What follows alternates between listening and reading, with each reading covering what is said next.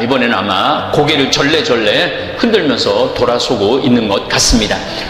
또 트럼프는 소송을 지금 건다고 펜실바니아, 조지아 이런데, 위스콘신 이런데 이제 마지막에 아주 간만에 처음에 본인이 너무 앞질러 있다가 따라잡히니까 좀 화도 나고 아마 그런 것 같아요. 그래서 미국의 역사 대통령 선거상 참 아름다운 것은 진 사람이 먼저 축하 전화하는 겁니다. 그런데 아마 이번에는 그런 일이 거의 없지 않을까 이런 생각을 합니다. 어쨌든 트럼프는 이제 자리에서 내려올 거라고 생각을 합니다. 만약 트럼프가 내려오지 않고 백악관을 비워주지 않고 계속 소송을 걸어서 대법관들한테 그 대통령 당약에 대해서 맡긴다면은 미국은 제가 계속 말씀드렸어요. 굉장한 혼란을 겪을 겁니다. 자중질환. 바깥에서는 문제가 없는데 안에서 내부적으로 문제가 있죠. 정말 트럼프가 나라를 생각한 이 세계 제1의 패권 국가라고 말씀드렸죠. 군사적으로 220개 나라가 되는 전 세계 나라가 미국하고 싸워도 미국을 이길 수가 없습니다. 경제적으로도 마찬가지죠. 미국의 손이 뻗치지 않는 지역은 단 한 군데도 없다고 봐야 돼. 하다못해 북한도 지금 미국이 국경을 폐쇄했기 때문에 북한도 저렇게 고통을 겪는 거예요. 그러니까 전 세계의 군사력, 경제력을 절대적으로 쥐고 있는 나라가 미국입니다. 그래서 미국이 전 세계에 평화를 이룰 수 있는 나라이기도 하고 전 세계를 먹여 살릴 수도 있는 나라입니다. 대통령이 국민들이 자기네들이 제1국가라는 인식을 가진다면은 좀 크게 생각을 해야 되는데 이 트럼프는 미국 우선주의. 그래서 아주 큰 국가인데 아주 쪼잔한 국가로 만들었어요. 지금 11월 3일, 4일 여러분들 지금 투표 때문에 미국 투표 때문에 정신이 없지만은 저는 너무너무 지금 이제 5천만 명이 이제 넘어가고 있어요. 이 코로나19가 5천만 명이 넘어가고 있고 미국은 1,000만 명이 넘어가고 있어요. 5분의 1이 미국에서 발생합니다. 11월 5일 상황도 하루 확진자가 11월 4일은 12만 명인데 11월 5일 날은 10만 5천 명입니다. 우리나라는 지난 국회의원 선거 4.16 국회의원 선거할 때 얼마나 방역을 철저히 했습니까? 그래서 확진자가 그 투표 장소에서는 거의 한 명도 안 나왔죠. 그런데 지금 미국은 개념이 없는 거예요. 특별히 국가 원수, 국민들의 생명을 책임져야 되는 국가 원수가 코로나에 대한 인식이 제가 보기엔 중고등학교 수준도 못 되는 것 같아요. 세계 제1강대국가 대통령이 코로나19를 정확하게 인식하지 못하고 1,000만 명이나 되는 미국 국민을 감염으로 몰아세웠습니다. 본인 트럼프도 코로나19에 걸렸었지만 미 국민 아메리카 합중국 현재 23만 9,829명이나 사망을 했습니다. 미국이 하루에 10만 명, 물론 인구가 많긴 하지만 우리나라보다 한 6배 정도 많죠. 많긴 하지만 우리나라는 미국이 1,000만 명 걸릴 동안 우리나라는 2만 7천 명밖에 안 걸렸어요. 오늘 좀 확진자가 늘어났죠. 할로윈데이인가 뭔가 때문에 사람들이 좀 모이는 바람에 125명이 늘어났고 사망은 1명입니다. 미국은 하루에 얼마씩 죽느냐면은 1,000명씩 죽어. 1,000명. 그래서 이런 통계가 나옵니다. 우리나라하고 미국하고 코로나19 대응을 보면은 1000분의 1. 미국이 1000에 지금 바이러스에 감염이 된다면 우린 1000분의 1, 대한민국은 1이라는 거예요. 오늘 1명 죽었고 미국은 1000명 죽었죠. 유럽하고 우리나라하고 비교를 하면 300분의 1. 우리나라가 이렇게 방역을 잘하는 거죠.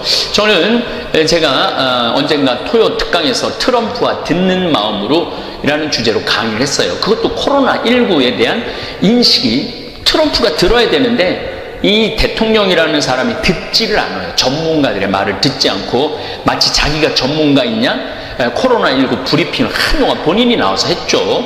우리나라는 보건복지부 장관, 차관, 그리고 질병본부 정은경 이쯤 총장이 됐지만은 그런 전문가들이 나와서 딱딱딱딱 브리핑을 했는데 이 트럼프는 이 상황을 모르고 미국 국민을 정말로 공포로 몰아넣은 거죠.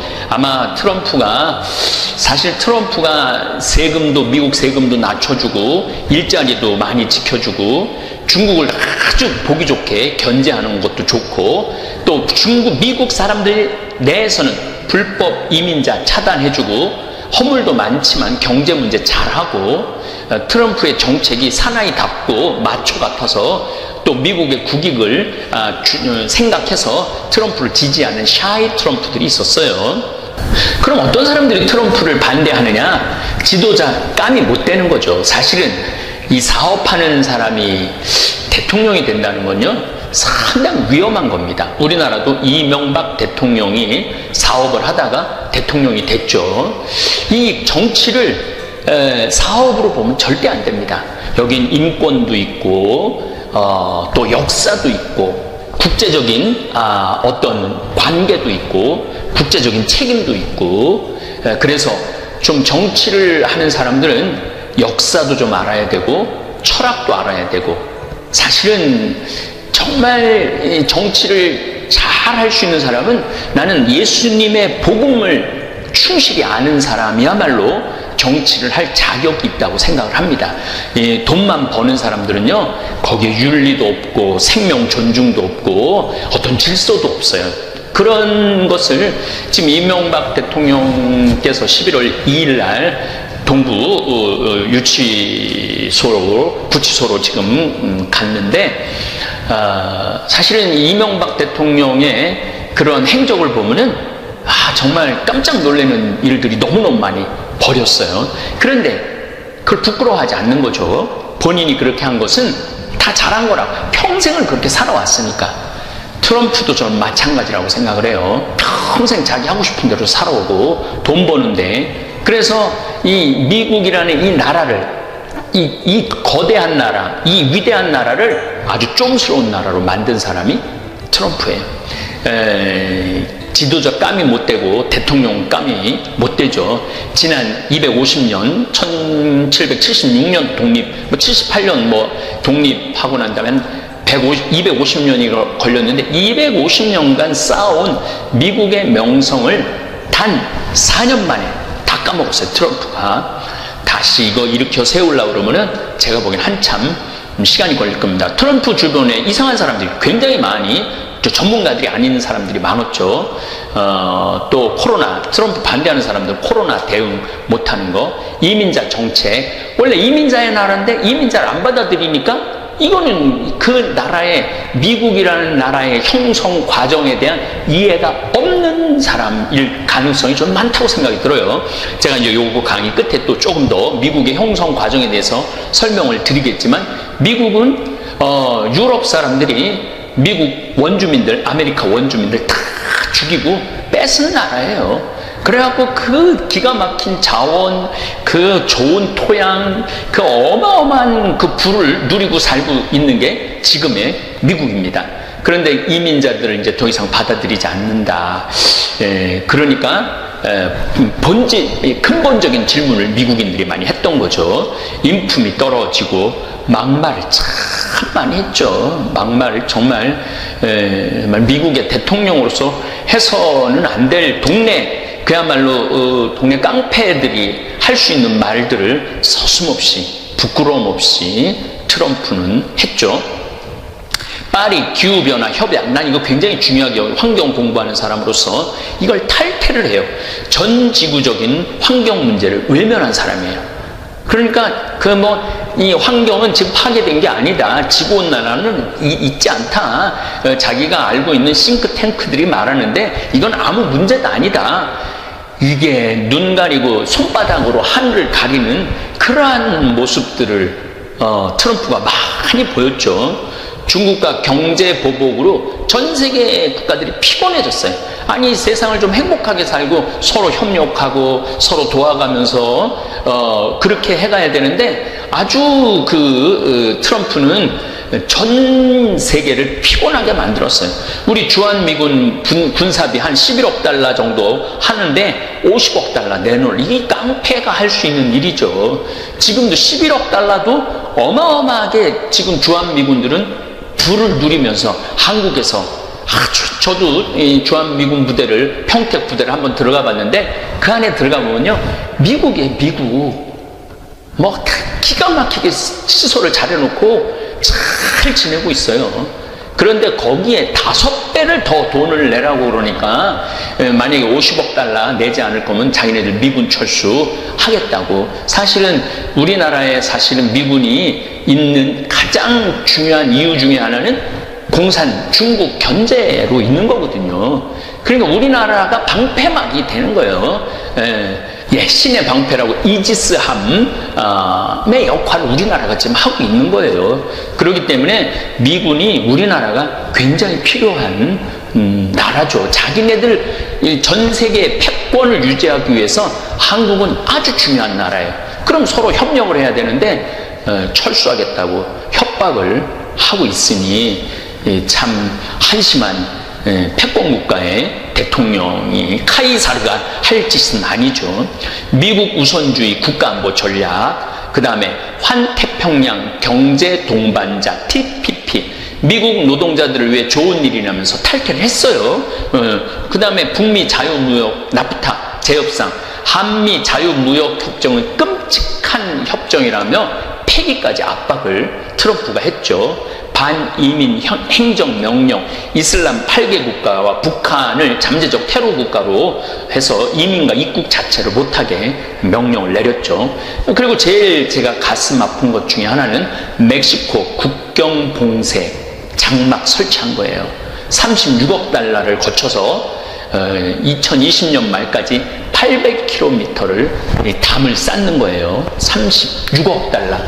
사실은 제가 미국에 가보면요, 미국 경제가, 미국 사회가 돌아가는 이유 중에 하나는 바로 멕시칸들이 와서 일하기 때문이에요. 대부분이 식당에서 음식을 하고 설거지를 하고 공장에서 일을 하고 쓰레기 처리를 하는 사람들은 백인들이 하지 않아요. 전부 멕시칸, 스페니시들이 다 하는 거예요. 그러니까 미국 경제는 스페니시, 맨 밑에 스페니시들이 있고, 그 다음에 또 유럽 이민자들이 있고, 그 다음에 이제 뭐 한국은 굉장히 높은 층에 있죠. 높은 층에 있고, 그 다음에 백인들이 그걸 누리고 사는 거예요.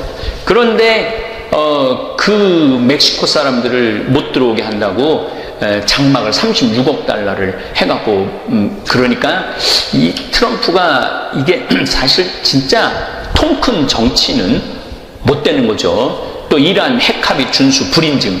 그래갖고 이란을 좀 끌어내야 되는데, 이란이 한 7천만, 8천만 명 정도 되는데, 사실 굉장히 이란도 경제적인 고통 때문에, 많이, 좀, 이걸 오픈하려고, 우리나라 물건도 굉장히 많이 이란에 들어가죠.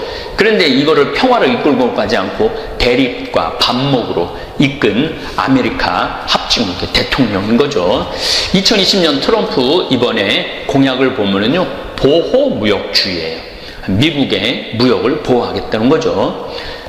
제 생각에는 아프리카 사람들, 또 아메리카 사람들, 또 동남아시아 사람들, 이 사람들하고 교육을 더 많이 확대를 한다면은 아프리카 사람들도 먹고 살만하고 미국도 시장이 생기는 건데, 그렇게 하고 싶지 않은 거죠. 귀찮은 거죠.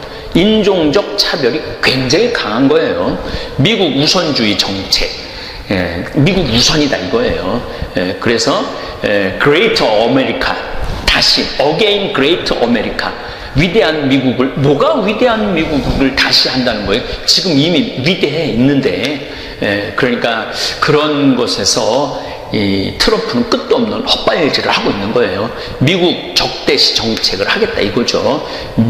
근데 이건 미국 국민들도 중국을 밟는 거를 좋아하는 거 있어요. 전 미국 사람들이 다 마찬가지예요. 바이든도 대통령이 되면은 아마 중국 밟을 겁니다. 제가 미국이라는 나라, 물론 위협이 될 수 있죠. 위협이 될 수는 있지만은 이거를 평화로 근데 인간이라는 게 이게 나중에 내가 창세기 강의할 때 얘기하겠지만은 인간은 이거 불완전한 존재들이에요. 그렇기 때문에 참 어처구니 없는 정책이 많이 나오죠. 코로나19 책임을 중국에게 묻겠다는 것도 공약입니다. 그리고 중국이 미국 코로나 백신 및 기술을 해킹 시도했다는 주장. 중국 통신기업 화웨이 견제하겠다는 거, 이게 공약이에요. 합법 이민도 대폭 축소하겠다는 거예요. 이민자들의 나라임에도 불구하고 지금 여러분들 사실 미국을 가보면은요, 그 몇몇 대도시들 빼고는요 아직도 어마어마하게 넓은 땅이 그냥 있어요. 그냥 그 땅의 크기라는 건 상상도 못할 만큼 넓은 땅을 갖고 있어요. 불법 이민 차단, 국경 장벽 강화, 부유층 대기업 친화 정책, 외국인보다는 미국인, 그 다음에 영주권 비자 발행 줄이기. 그냥 미국의 문을 틀어막겠다는 거죠. 이게 공약이에요. 내가 미국 대통령으로 한다면은 아프리카 말라리아 퇴치, 그리고 아프리카 경제 활성화, 또 남미, 지금 아르헨티나도 불안하고 브라질도 불안하잖아요. 남미 경제 부흥, 원조, 난 이런 거로 해서 좀 더 전 세계를 하나로 보고 시장을, 원래 시장이라는 게 미국 정책이 식민지를 거의 두지 않아요. 전 세계를 상대로 해서 사업을 하겠다는 거였는데 이런 거를 트럼프가 까먹었나 봐요.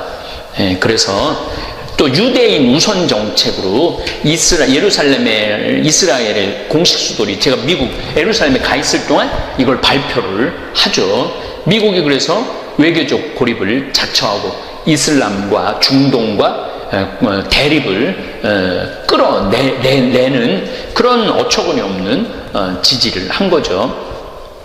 샤이 트럼프 지지자들, 그러니까 나는 트럼프 별로 안 좋아해, 근데 가서 찍는 사람들, 트럼프 대통령이 국민들에게 많이 돌려줬다 이거예요. 세금을 돌려주고 외국으로 나간 일자리도 이제 전부 다 이제 사람들이 외국으로 다 내보내고, 좀만 교통 잘못해갖고 영주권 아니면 다 쫓아내고 그렇으니까 완전 고용이라고 그럴 정도로 일자리 돌려줬기 때문에 트럼프가 좋다는 거예요. 그러니까 이번에도 바이든 처음에 개표할 때는 바이든이 밀렸죠. 원래 밀리면 안 되는 건데, 하여튼 이번 정부는 한 번은 바뀌어야 되지 않을까, 그런 생각을 저는 합니다. 57년 만에 최저 실업률을 기록했다고 그러고, 경제가 살면서 달러 가치가 높아졌고, 미국 자체만 행복하려고 그랬던 거죠. 미국인의 삶의 질도 높아졌고, 전 세계에서 욕하는 소리는 안 들리는가 봐요. 트럼프는 사실은 사업을 하는 것처럼 국가를 경영했기 때문에 미국 제1국가가 제3국가가 떨어진 거예요. 사실 트럼프 대통령이 되면서 사업하기가 편해졌다고 하고, 대통령이 바뀌면 사업 환경이 다시 바뀌기 때문에 트럼프를 많이 찍어주는 거죠. 우리 입장에서는 바이든이 대통령이 되든 트럼프가 대통령이 되었든 좋아질 건 없어요. 우리나라는요, 꽃놀이패예요. 우리나라는 중국 입장에서도 꽃놀이패고, 일본 입장에서도 우리나라는 꽃놀이패고, 미국 입장에서도 우리나라는 꽃놀이패예요. 우리나라 지금 미국 무기를 우리가 얼마나 많이 샀어요. 몇십 년 동안 끝도 없이 무기 사죠. 경제 또 기침하면은 우린 독감 걸리죠. 이 미국에 줄을 쓸 수밖에 없잖아요. 그런데도 이 한국에 대해서 겁박하고 협박하는 한미 동맹이란 말은 지속적으로 하지만, 트럼프는 그냥 아주 앞뒤 재지 않고 그렇게 이야기를 하죠. 남북한이 평화 통일을 이루면은 이제 우리나라가 꽃놀이패가 됩니다. 우리나라 입장에서 우리가 이제 다른 나라들을 꽃놀이패로 만들 수 있어요.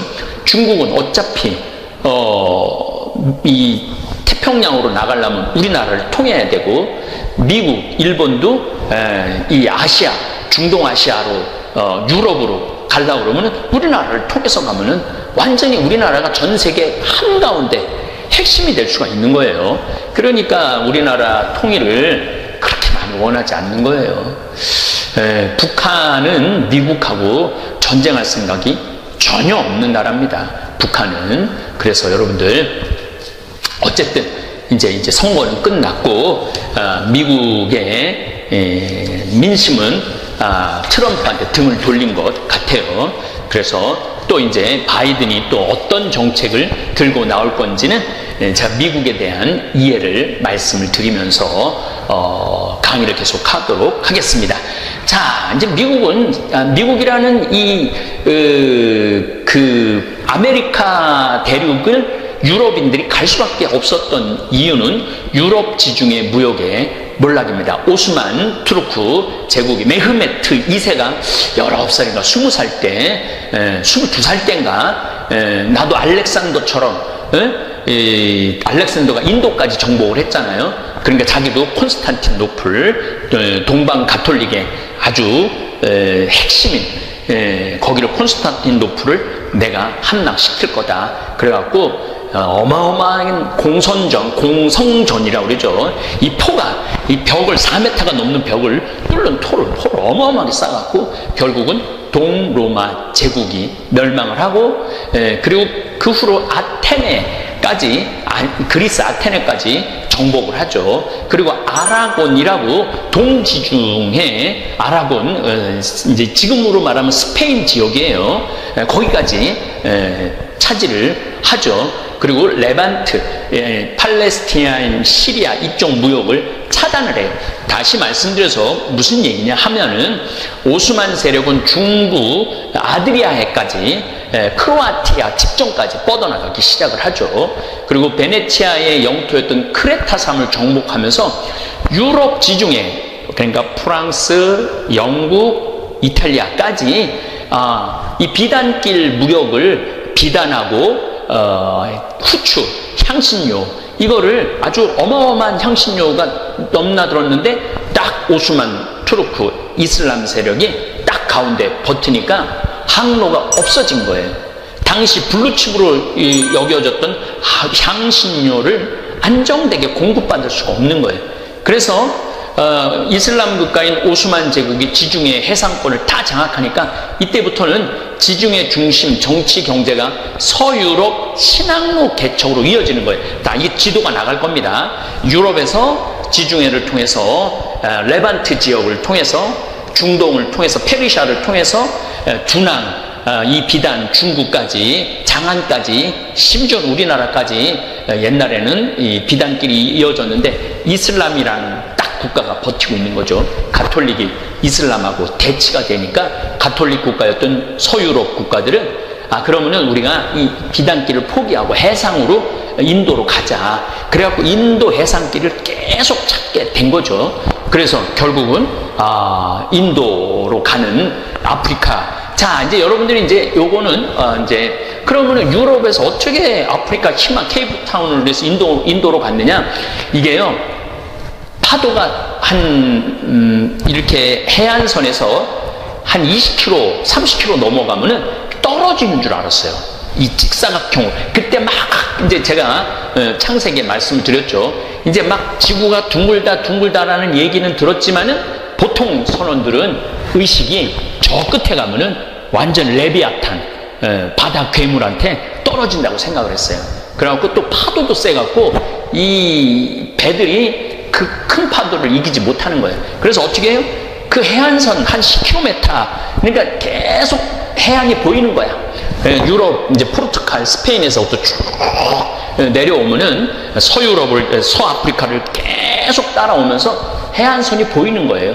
그래갖고 만약에 물이 떨어지고 식량이 떨어지면은 아프리카에 이제 배를 대고 또 식량도 물도 구해갖고 또 가고 그래갖고 인도를 발견을 하게 된 거죠. 이제 이런 식으로 신항로 개척을 하게 되는 거예요. 그런데 크리스토퍼 콜럼버스는 그쪽 지구가 둥글다면은 그냥 쭉 서쪽으로 가면은 서쪽에 인도가 있으니까 되지 않느냐. 대항해 시대 때 그런 생각을 해요. 15세기, 그러니까 1400년부터 유럽인들이 항해수를 발전시킵니다. 이제 지구가 동그랗다는 생각을 하고 아메리카로 가는 항로와 아프리카를 돌아 인도와 동남아시아, 특히 인도네시아에 후추를 만드는 생산하는 섬이 있었어요.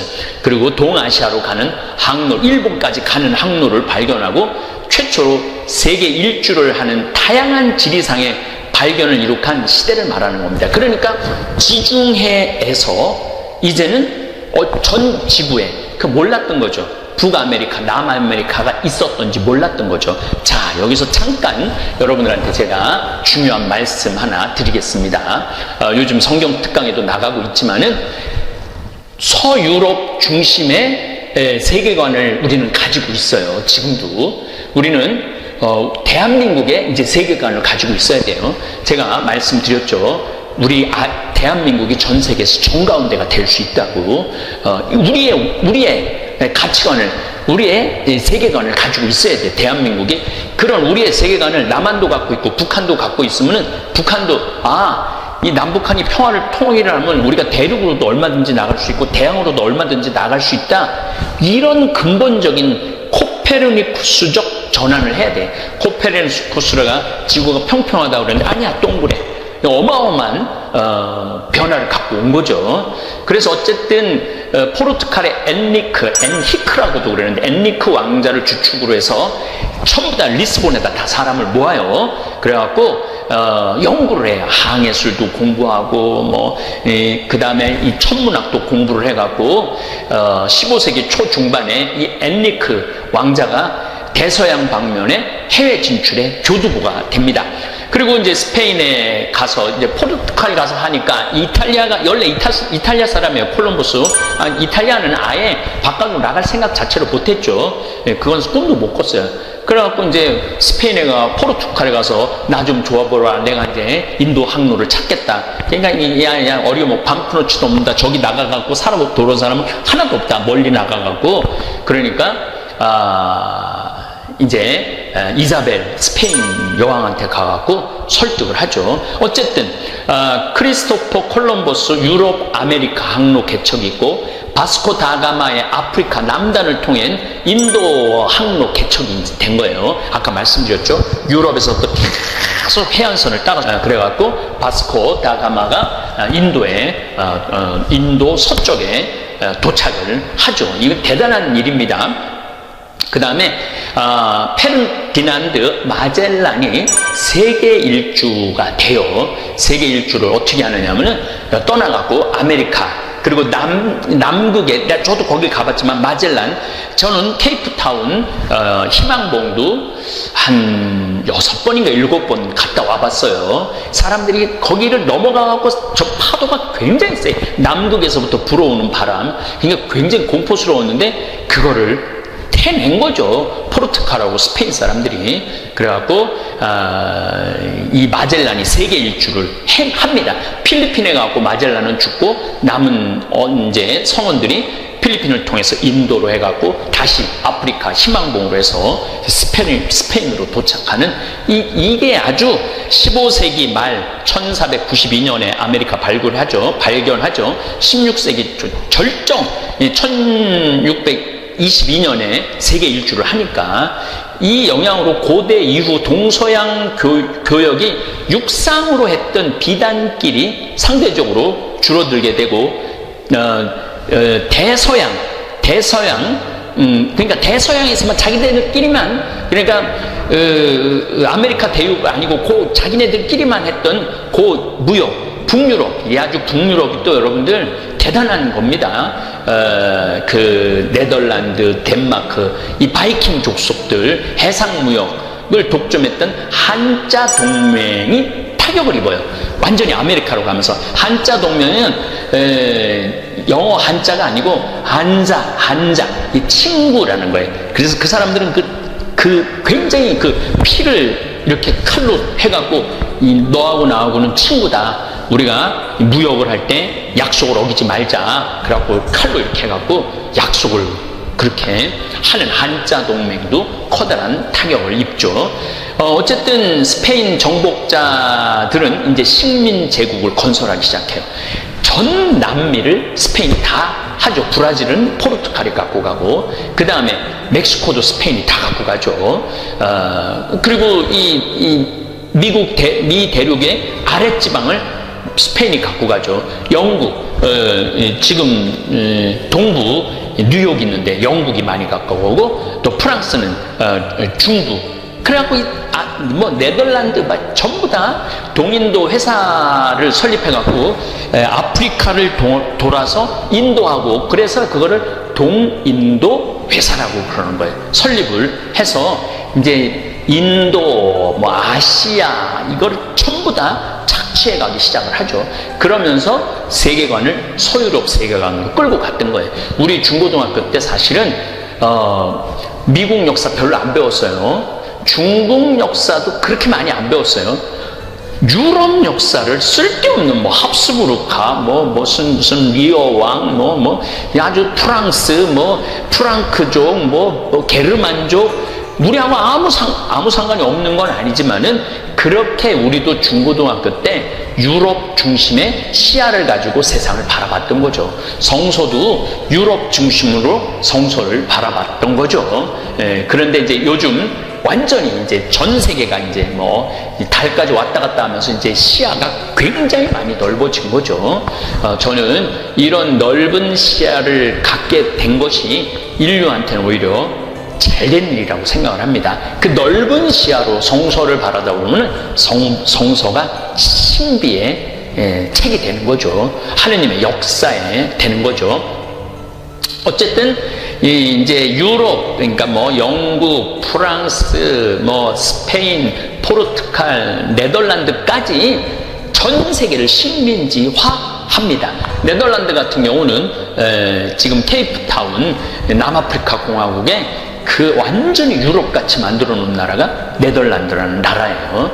그래서 네덜란드도 우리가 좀 멀게는 알지만 실질적으로는 엄청난 식민지를 보유한 나라입니다.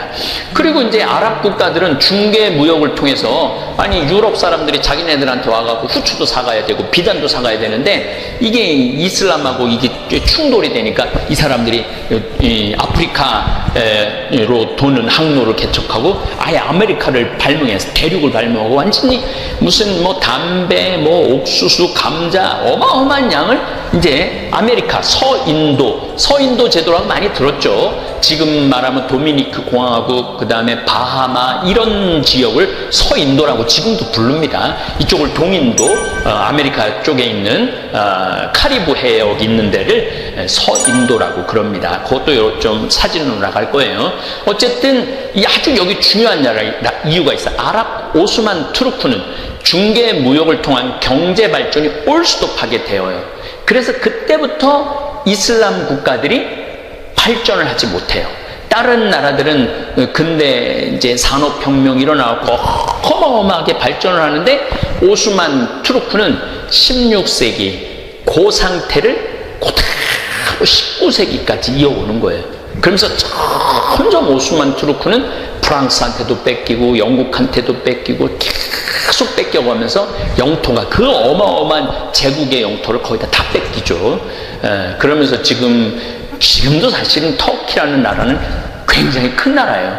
굉장히 큰 나라인데 오스만 투르크 제국의 그 영화는 그 중개무역을 하지 않음으로 해서 지금도 전 근대적 요소가 남아있고, 지금 많은 경우 중동은 굶주리고 있죠.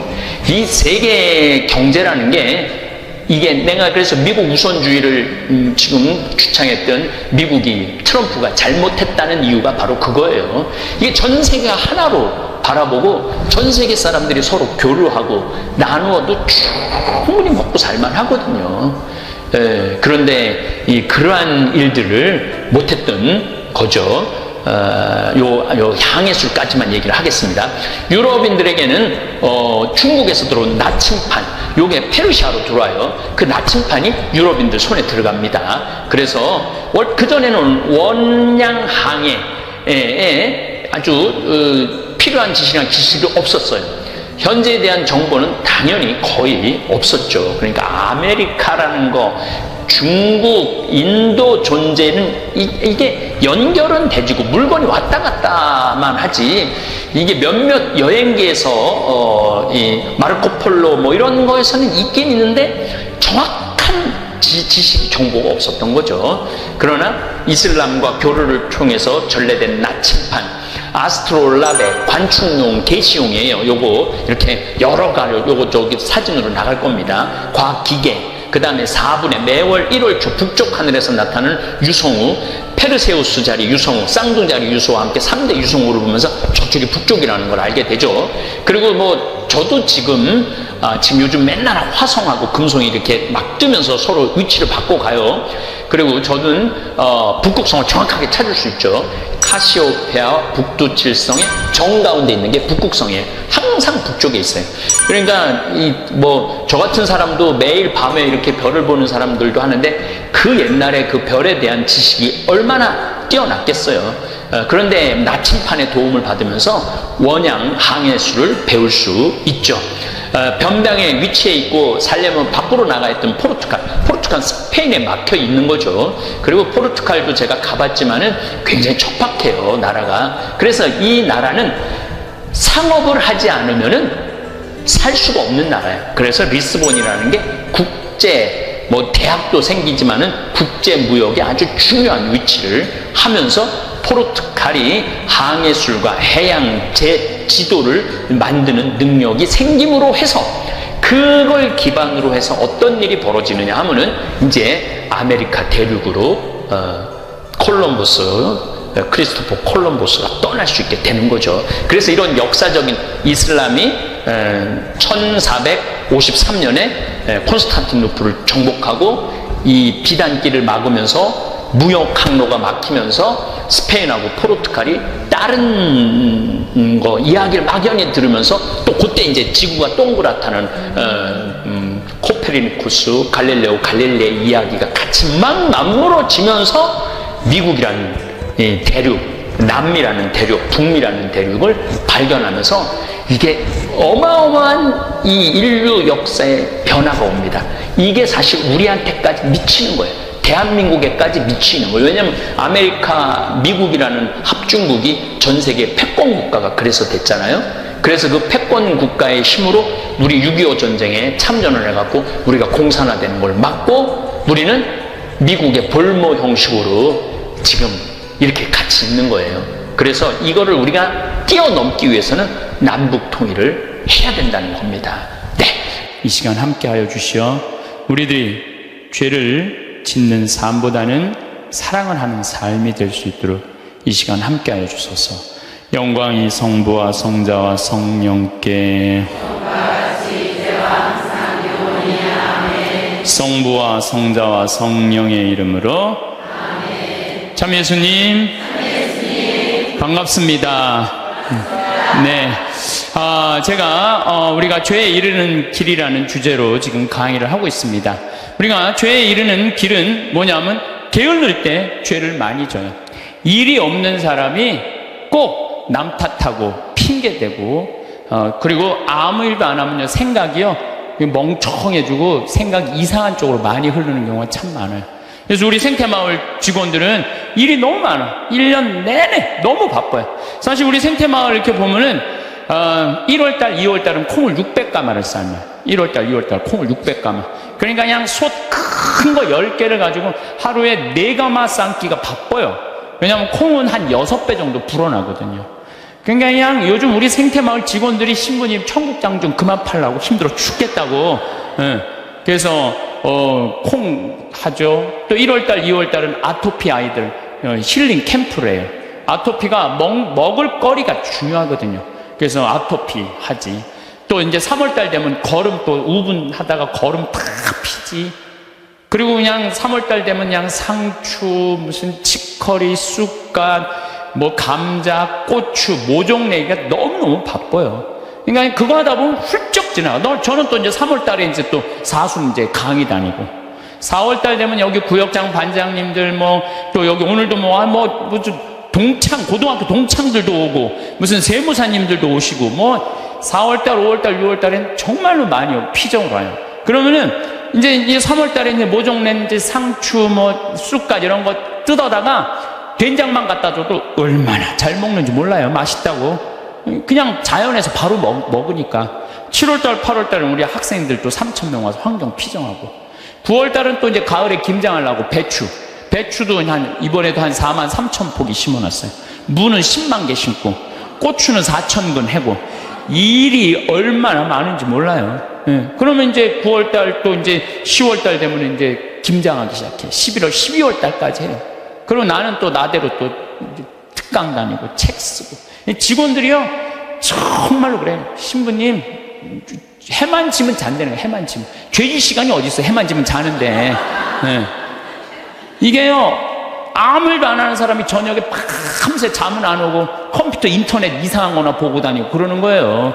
그래서 사람은요, 일을 해야 돼요. 일을 해야 돼. 그리고 또 우리가 죄에 이르는 길이 뭐냐면 시기심이야. 시기심. 남 시기하는 거. 남 잘된 꼴을 못 봐. 이게요, 사촌이 땅을 사면 배가 아프지 말고, 사촌이 땅을 사면 어떻게 해야 돼? 축하해 줘야 돼요. 다 같이 잘 살아야 돼요.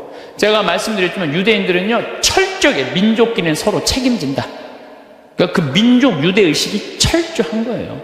우리도 정말 여기 어려운 형제들끼리, 제가 그래서 요즘 우리 형제들하고 하는 얘기가 그거예요. 야, 우리도 개 모으자. 우리 형제들. 예, 그래갖고 50만원 100만원씩 모아갖고, 이제 우리 형제들이 4형제인데 개 모아갖고 우리 잘 살라고 그러는 게, 조카가 6이니까 걔네들 뭐 가게 하나 할 때 무이자로 빌려주는 거, 무이자로. 그럼 이뤄 쓰는 게 훨씬 빠른 거죠. 유대인이 그렇게 해서 다 잘 사는 거. 우리나라 사람들도 그런데, 그냥 우리나라 사람들은 그냥 이자 꿔주고 그냥 뭐 조금 돈 한 1,000만원 주고 이자를 2,000만원 3,000만원, 이게 다 하느님 앞에서 책임져야 되는 사람들이에요. 다 하느님 앞에서. 그래서 저 출애굽기 18장에 보면 이웃한테 돈 꿔주고 이자 받지 말라는 거예요. 그 사람이 살게 해주는 게 그게 세상 사는 맛이지. 그 돈 꿔주고 그냥 막 돈 못 갚으면 신체 포기각서 막 쓰라 그러고, 이건 정말로 죄가 꽉 차 있는 거죠.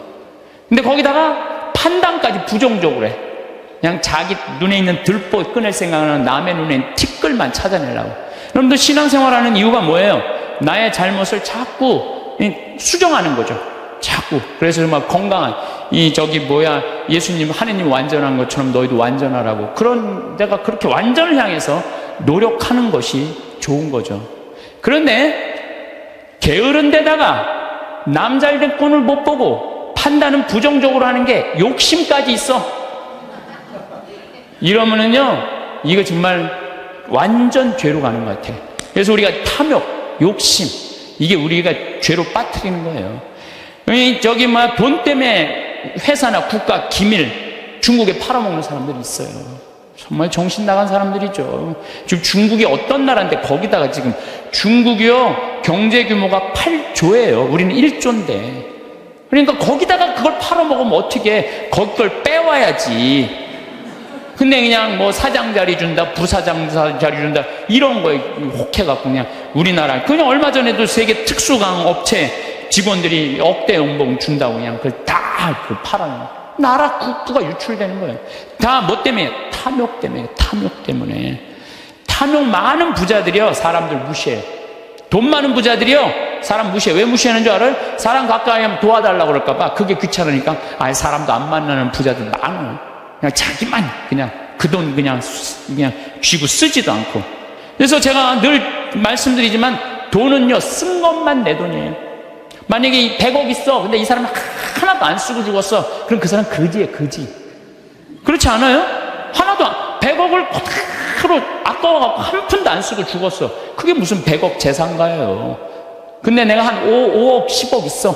근데 그거 어려운 사람도 도와주고, 맛있는 것도 먹고, 나라 경제 돌아가라고 소비도 좀 하고, 이거는요, 그 사람은 정말 알찬 부자예요. 근데 한 푼도 안 주고 그냥 싸도는 재미로만 갖고 있는다.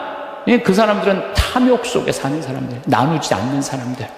우리가 죄 짓는 이유가 뭐냐면 다 욕심 때문에. 사랑받고 싶은 욕심, 돈 더 벌고 싶은 욕심, 출세하고 싶은 욕심, 자식 좋은 대학 보내고 싶은 욕심 때문에 우리가 괴로운 거예요.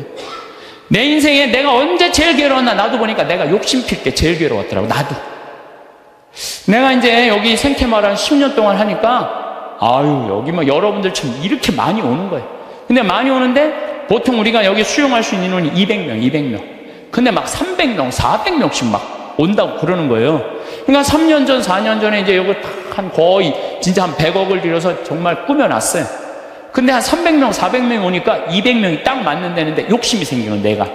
이거 강당이 너무 조그만데 이거 좀 크게 해야지. 그래갖고 황토 성당 지으려고 계획을 했었어요. 설계까지 다 했어요.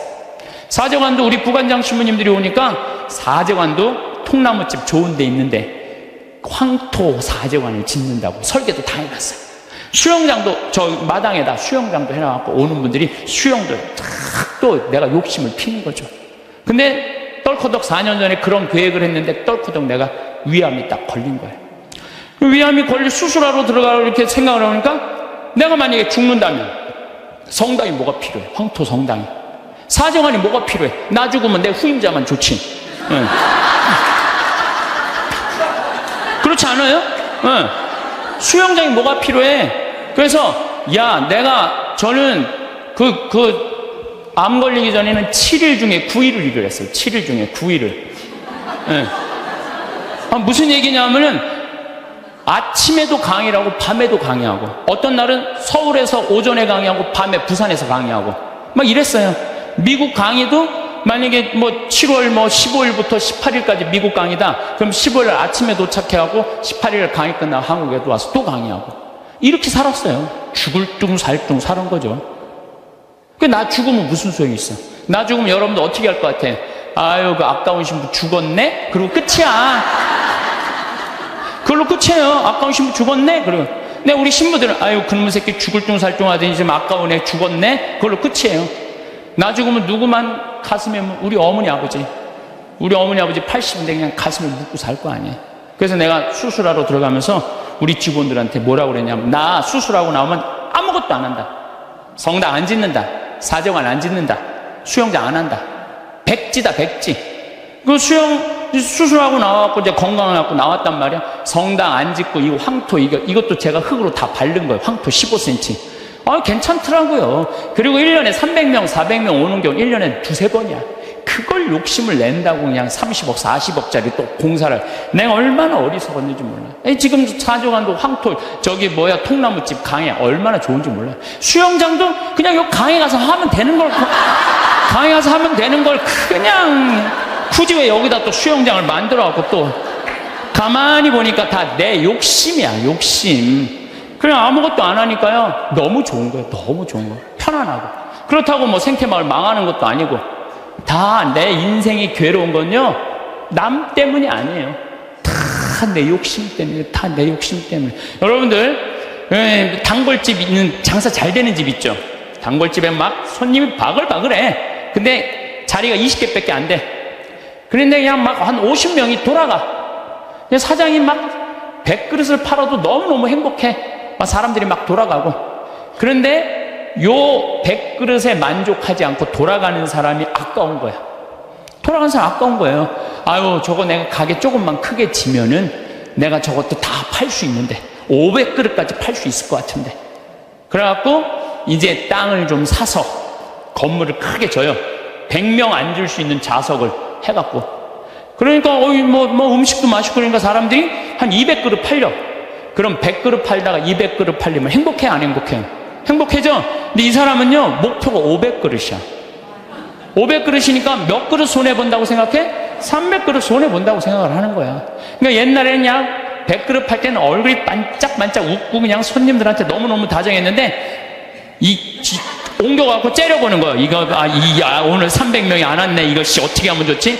웃던 사장 얼굴이 새로 이사가고 얼굴이 굳어 있어. 직원도 2명이면 충분하던 거 10명 주려고 그러니까 은행에 이제까지 빚까지 해갖고 건물을 줘놨는데 옛날에는 그냥 뼈국물, 오리지널 뼈국물만 울고갖고 손님한테 줬는데 이거 돈이 안 되네. 야, 우유 타, 우유 타. 우유 타.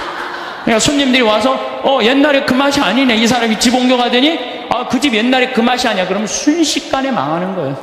그래서 다 욕심 때문에 망하는 거예요. 욕심 때문에. 여러분들 집도 마찬가지야.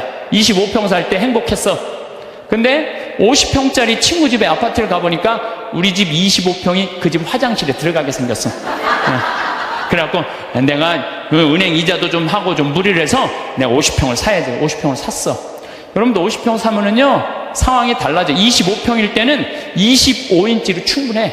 근데 50평짜리를 가지고 25인치 테레비를 갖고 가면요, 요만해. 네.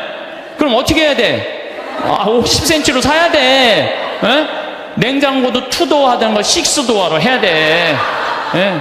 50평에서 티코 타고 나오기 창피해. 그랜저는 사야 돼. 점점 힘들어지는 거예요. 우리가 인생이요, 가만히 생각해 보세요. 욕심을 안 피우면요, 고통스럽지 않아요. 근데 뭐 때문에 고통스러워? 욕심 때문에 고통스러워. 성당도 마찬가지야. 성당도 가만히 보면은요, 성당도 내가 이렇게 이제 우리 젊은 신부님들 이렇게 새로 성당 지을 때 이렇게 가서 보면요, 교우들 한 2,500명, 3,000명이면요, 그 교우들 죽어라 모아야 30억 모아요. 그런데 설계를 한 걸 보면 50억짜리, 100억짜리 해놓은 성당 많아요. 그러면 50억, 100억짜리 해놓으면은 50억이 들어간다 그러면 교우들이 50억 우리가 어떻게 내지? 나 돈도 없는데. 또 못 내는 교우들은 미안해서 성당 못 나오고. 이 성당 짓는 데는데 교우가 늘어나야 되는데 줄어드네? 그러니까 시모님이 반짝반짝 웃다가 어떻게 되는 거야? 인상을 쓰는 거죠. 응? 하느님 집 짓는 데는데 왜 돈을 안 내냐? 맨날 욕하고. 그 다 욕심 때문에 죄를 짓는 거예요. 욕심 때문에. 욕심을 안 피면요, 우리가 정말로 행복해요. 얼마나 좀 대한민국 살기 좋아요. 제가 얘기하잖아요. 여기 우리 생태마을 와서 일하면은 한 달에 180만 원 준다고. 고등학교 3학년 애들 60 넘은 사람은 안 써요. 우리도.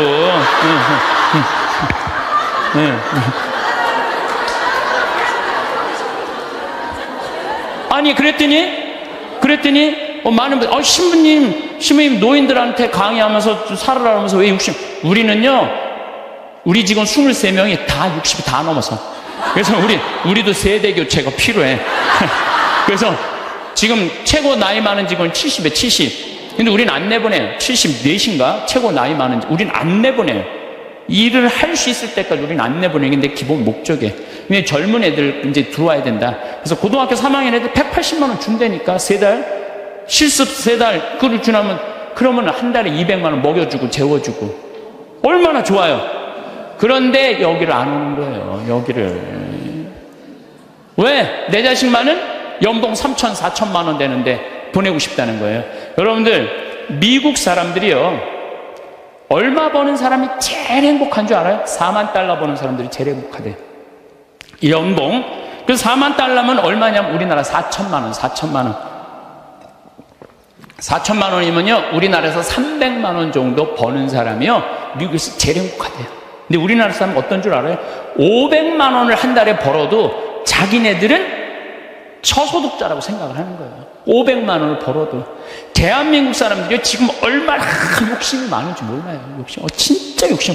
한 달에 300만 원만 벌으면 먹고 살만 해요. 막말로. 그렇지 않아요? 한 달에 300만 먹고 살만 하지 않아요? 뭐가 문제? 애 학원만 안 보내면은 충분하지. 근데 그냥 애 학원 보내야 되고 좋은 대학 보내야 되고 이렇게 무리를 하니까 힘든 거지, 그러지 않으면요 충분히 행복하다는 거예요. 그러니까 자식들한테 욕심도 우리가 참, 우리나라 사람들 욕심 많은 거. 이거 어떤 그 명왕성이라는 영화 찍은 감독 얘기 아니에요. 전교 2등 하는 여자아이가 있었대요. 전교 2등. 전교 2등이면 공부 정말로 잘하는 거예요. 나는 전교 610명 중에 597등에서 597등. 전교 2등이 뭐야? 난 전교 100등 안에만 들어도 원도 한도 없겠어. 근데 2등 하는 애한테 엄마가 맨날 그러는 거야. 조금만 더 하면 잘할 수 있을 텐데 왜 1등을 못 해오냐 이거야. 얘는 근데 죽을 만큼 해도 그 1등을 못 따라가는 거야. 죽을 만큼 해도 1등을 못 따라. 얘는 얼마나 힘들겠어. 근데 한번 1등 하는 애가 뭐 몸이 아팠는지 어땠는지 시험을 잘못 봐갖고 얘가 전교 1등을 한 거야. 그래갖고 엄마한테 1등 딱 성적표를 주고 딱 네 말하고 죽었어요. 이제 됐지. 엄마 욕심 채웠으니까 이제 됐지 하고 아파트에서 때리면서 죽은 거예요. 이렇게 지금 우리가 자녀들을, 우리들 욕심 때문에 수도 없는 아이들이 죽어나가고 있어. 영원히. 수도 없는 애. 아니 머리가 안 돌아가는 애한테 공부하라 그러면 돼요. 머리가 안 돌아가는 애한테 뭐라 이래라 그래야지. 공부하라 그러면 돼요. 그래서 제가 항상 하는 얘기가 그 얘기예요. 포크레인 가르치라 이거. 포크레인, 트랙터, 용접 기술이요 정말 좋은 거예요. 그런 것들이 시간 가는 줄 몰라요. 일 열심히 하고 그러면 사는 게 재밌거든요. 욕심 때문에 우리가 고통을 겪는 경우가 너무 많아요. 여기 계신 여러분들, 혹시 빚 있는 분들 걱정하지 말아라. 빚도 갚다 못 갚으면 죽으면 되지 뭐 걱정이야. 그걸 뭐 걱정하고 그래. 갚다 못 갚으면 죽으면 되지. 내가 자살하라는 게 아니에요. 여러분들 지금 빚 걱정한다고 갚아져요? 갚아지는 게 아니잖아요. 근데 그냥 빚에 눌려서 사는 기쁨이 하나도 없어. 근데 미국 사람들은요 30살에 은행에다 대출해갖고 집을 사요. 평생 갚아요. 평생. 그러니까 빚 갚는 건 갚는 거고 사는 건 사는 거야. 그러니까 여러분들 아파트를 샀어. 그러면은 10년 갚을 거 20년에 갚으면 되잖아. 나눠서 갚으면 되잖아. 참 아무것도 안 쓰고 죽을 둥살둥 10년 갚았어. 그래갖고 이제 좀 숨통 좀 쉬려고 그러는데 30평짜리 아파트에서 이제 했는데 갑자기 50평짜리 아파트를 또 사고 싶은 거야. 그럼 또 대출 받아갖고 50평 죽을 평생 그냥 돈 한 푼도 못 쓰고 집만 늙히다가 죽는 사람들 많아요. 그런 사람들 많아요. 뭐하러 살아? 조금 빚을 천천히 갚고 때가 되면 갚아지는 거니까. 그건 뭐 여행도 다니고 먹고 싶은 것도 먹고 그러고 살아야지 사는 게 즐거운 거 아니에요. 그러니까 너무 안달하면서 살지 말라는 거예요. 너무 욕심 피다가 한 푼도 못 쓰고 죽는 사람들 많아요. 여러분들 요즘 동양증권 또 사고 났죠? 내가 부산저축은행 때도 강의 때 얘기했어요. 나라 경제가 3%면은 우리나라 경제 성장률이 3%예요. 그러면은 이자 3% 이상 주는 은행은 없어요. 나라 경제 성장률이 7%면은 이자 7% 줄 수 있어요. 근데 우리나라는 지금 10년 이상 지금 3%에서 왔다 갔다 해요.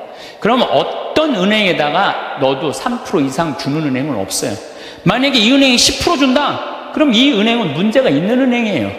근데 동양증권이 10% 준다고 그런 거예요. 10%. 그러니까 내가 평생 3억을 모아뒀어. 3억을 모아뒀는데 3% 주면은 얼마야?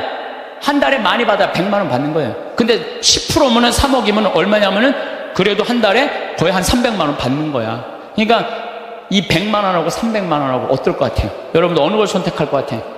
300만 원을 선택할 거 아니야. 그래서 동양증권에 맡기는, 그래 2조 원이 다 날아가는 거 아니야. 2조 원이. 욕심 때문에 인생이 괴로운 거예요. 그럼 이분은 3억 모으느냐고 평생 먹고 싶은 거 쓰고 싶은 거 안 하고 3억을 60에 딱 모았어. 이번에 25%, 65세 이상 25%가 여기 동양증권에 돈 날린 분이 25%가 65세 이상이래요. 예. 그러니까 이분들 이제 3억을 모아갖고 어떻게? 동양증권에 맡기면 한 달에 300만 원 나오니까 생활비 된다고 맡긴 거야. 그러면 평생 한 푼도 못 쓰고 3억 날라가니까 남은 인생도 한 푼도 못 쓰고 죽는 거예요. 그러니까 하나도 못 쓰고 죽는 사람들이 많아요. 그래서 제가 항상 하는 얘기가 그래요. 내 신조는 뭐냐? 그 달에 번 건 그 달에 다 쓰자. 이게 내 신조. 그 달에 번 건 그 달에 다 쓰자. 이게 엉뚱하게 들릴지 모르지만요. 지난번 2008년 리먼 브라더스 미국 경제 위기 왔을 때요. 우리나라 이민자들은요. 돈 다 모아 집 사서 집값 다 반쪽 났어요. 근데 멕시코 애들은요. 주급을 받아요. 미국 애들은 금요일 날 받으면 토요일 날 일요일 날 다 모아서 먹고 쓰는 거야. 그리고 또 월요일부터 죽으라고 일하고 금요일 날 또 다 그래갖고 내가 그때 강의 갔을 때 그분들이 저 사람들이 인생 제대로 사는 거라고. 우린 평생 살면서 고생만 했지 마음 놓고 먹어본 적이 없는데 쟤네들은 토요일날 일요일만 되면 모여가고 먹고 그냥 쟤네들은 날라갈 것도 없으니까 얼마나 속 편이야 이거예요. 날라갈 것도 없으니까. 속쓰리는 거냐. 한국 사람들만 그냥 집 다 사돈 한국 사람들은 속쓰리는 거예요. 그러니까 여러분들 써라. 쓰고 열심히 벌면 된다. 쓰고 물론 저축도 하긴 해야 되지만은 돈 아까워서 한 푼도 못 쓰는 사람들, 이런 사람들 참 많아요. 그래서 우리가 좀 지혜로워야 돼. 욕심이 얼마 전에 무슨 여행사에서 200만 원을 주면 2억을 준다고 그랬는데 돈이 얼마나 많이 모이는지 모른다고 지금 경찰에서 지금 조사 들어갔잖아요. 여러분들 그게 지금 가능한 얘기예요? 200만 원을 줬는데 2억을 벌리게 해준다는 게 가능해요? 근데 그 수많은 사람들이 그 돈을 넣는 게 뭐야? 다 이놈의 욕심 때문에. 욕심 때문에 죄를 짓는 거예요. 욕심 때문에. 그러니까 여러분들은 누가 뭐 5% 줄 테니까 돈 맡겨. 믿지 마세요. 3%만 맡기세요. 3%만. 그래갖고 괜히 소중하게 모은 돈 하루아침에 날리지 마시고 차라리 그 날리는 대신 쓰는 게 더 나아. 먹고 돌아다니면 억울하지는 않잖아. 한 푼도 안 쓰고 그냥 그대로 날아가면요, 그때 땅을 치고 통곡하지 마시고 신부 말을 좀 들으세요.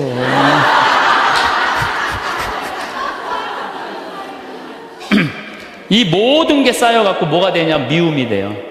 모든 게 쌓여갖고 미워.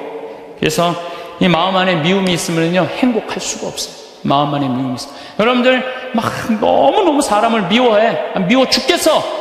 그러면은 미워 죽겠으면은 내가 미운 사람이 괴로울 것 같아? 미워하는 내가 괴로울 것 같아요?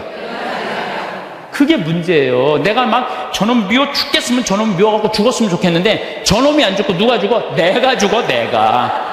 그러니까 미움은 누가 해결해야 돼? 내가 해결해. 내가 해결해야 돼. 근데 여러분들 생각을 해봐요. 왜 미움이 생겨요? 남편 일도 안 하고 노름하고 술 먹고 그냥 맨날 두들겨 패고 그런 마음 안에 미움이 생겨요, 안 생겨요? 생겨요. 자식 해례는 공부는 안 하고 컴퓨터 게임만 하고 그냥 아침에 나올 때면 막 돼지꼬리 말려서 머리 말려갖고 나오고 10시에 11시에 일어나면 미워요, 안 미워요? 부모 해준 거 하나도 없이 그냥 어렸을 때 그냥 고생만 시키더니 그냥 늙어갖고 용돈 내놔라, 병원비 내놔라, 죽지도 않으면서 계속 그러면은 미워요, 안 미워요? 솔직히 미워요. 사람이요, 이 세상 살면서 미움이 없을 수는 없어요. 살아가면 미워하게 돼 있어요. 어떤 이유로든. 그런데 문제는 미워할 수밖에 없는 인생을 살지만은 결국은 미워하면 누구 손해냐면 내 손해니까. 그러니까 해결을 해야 되는 거예요. 내 손해이기 때문에. 여러분들 미워하면은요, 우리가 마음 안에 막 미움이 있어, 분노가 있어. 그러면은 무슨 일이 생기냐면 내 혈관 벽이 얇아진대. 혈관 벽이 이거는 정신적인 고통만 오는 게 아니라 육체적인 고통도 같이 오는 거야. 혈관 벽이 얇아지고 그 다음에 당뇨병, 심장병, 뭐 뇌출혈 이런 게 생긴다는 거야. 미움이 꽉 차 있고 분노가 꽉 차 있는 사람. 그리고 미움이 많으면 NK세포라고 암을 죽이는 세포가 없어진대. 그래갖고 참고 사는 사람들, 막 미움 속에서 고통스럽게 사는 사람들이 암이 많이 걸리는 거예요. 신부님은 왜 걸렸어? 난 술 먹어서 걸린 거야. 술 먹어서.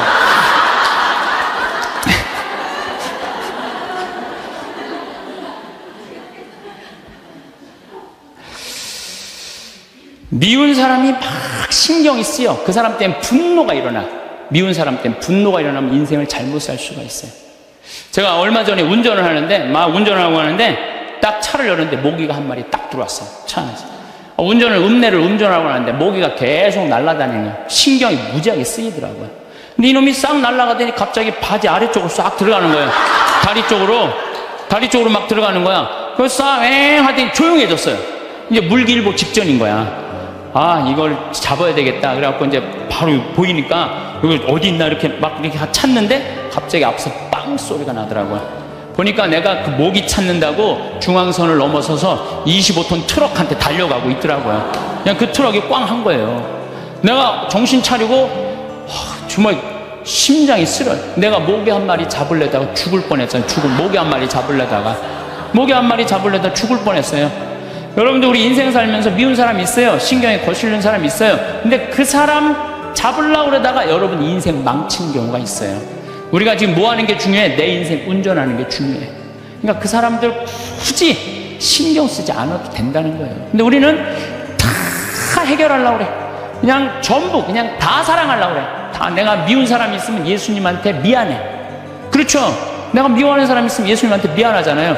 그래갖고 그냥 이 사람도 사랑하고 주 예수의 이름으로 이 사람도 사랑하고 저 사람도 사랑하고 주 예수의 이름으로. 근데 여러분들 그러지 마세요. 어떻게 다 사랑해요. 이 사람은요, 동그란 사람, 네모난 사람, 세모난 사람, 별난 사람 있어요. 근데 중간에 삐죽한 놈이 있어요. 삐죽한 말 한마디 해도 상처 주는, 꼭 나한테 미움을 불러일으킨 사람이 있어요. 늘 하는 얘기지만 기분 좋게 파마를 했어. 근데 삐죽한 놈이 한마디에 파마를 왜 그렇게 해서 얼굴이 떡판 같잖아. 그냥 그 사람만 만나면 너무 미운 거야.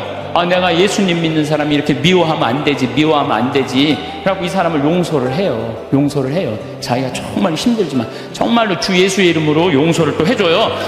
해주는데 또 겨울에 또 한다는 소리가, 저기 뭐야, 남편이 돈 못 벌어 옷을 이렇게 후줄구리야 입고 다녀. 또 착한 사람들이 이게 문제예요. 그러니까 파마를 왜 그렇게 써? 얼굴이 떡판 같잖아. 그러면은 이런 사람은 누굴 소개시키자면 별난 놈을 소개시켜. 별난 놈, 찔러도 안 들어가는 놈. 네가 파마비 대줬냐? 이씨, 파마도 안 되는 게 내가 떡판 같은 네가 무슨 상관이야? 이러면요, 별난 사람은 상처를 안 입어요. 근데 동그란 사람은 파마를 왜 그렇게 해서 얼굴이 떡판 같잖아. 그러면 착한 사람은 뭐라고 그러냐면, 그러게 하다 보니까 그렇게 됐네. 그럼 어디 가서 울어? 성당 가서 우는 거야. 그러지 말라는 거예요. 어떻게 모든 사람을 사랑해요? 여러분들, 우리가 착각하고 있는 게 있어요. 성서에 모두 사랑하라는 말은 없어요. 서로 사랑하라고 그랬지. 언제 모두 사랑하라고 그랬어? 서로 사랑하라고 그랬지. 예수님 다 사랑했어요? 예수님? 나는 성서를 아무리 읽어봐도 예수님 다 사랑한 거 찾아볼 길이 없어요. 예수님이요, 회당장 야이로의 딸 살리러 갈 때, 회당장 야이로의 딸을 막 살리러 가는데 12년 동안 하혈한 여자가 예수님 딱 붙잡아요. 그러니까 예수님이 가다가 내 몸에서 기적의 힘이 나갔다. 누구냐? 제자들이 막 찾아요. 누군가. 근데 여자가, 저라고, 제가 12년 동안 이 하혈하는 거 고치려고 재산을 다 탕진해갖고 마지막으로 선생님 만졌다고. 그러니까 딸아, 내 믿음이 너를 살렸다. 이랬을 때 진짜 어깨 우쭐했던 건 제자들이에요. 이야, 우리 스승님은 옷만 만져도 저렇게 다 낫는 거야. 참 기가 막히다. 다음엔 누구야? 뭐 회당장 딸이 죽었다고. 가자. 쫙 갔어요. 근데 딱 갔는데 예수님이 집에서 돌변해. 회당장 집에 들어가고 엄마 아빠 들어오라고 그러고 12명 중에 딱 3명만 불러. 베드로, 야고보, 요한 셋만 들어와. 딱 셋만 데리고 들어가요. 아니, 갔으면 다 같이 데리고 들어가야 될까? 다 같이. 근데 왜 셋만 데리고 들어가? 9명 기분 나쁘게. 그렇지 않아요? 여러분들, 본당시민하고 오늘 뭐 환자 방문을 갔어. 근데 한 10명이 갔어. 근데 본당시민이 다 같이 갔는데 갑자기 마리아, 테레사, 루시아 이러면 나머지 서 있어. 기분 나빠요, 좋아요? 예수님은 모두 사랑하라고 다 데리고 들어갔대. 다. 왜 셋만 데리고 들어가? 예수님이 또 저기 다볼산에서 거룩한 변모하잖아요. 다볼산. 이게 다볼산이 내가 가봤는데 580m예요.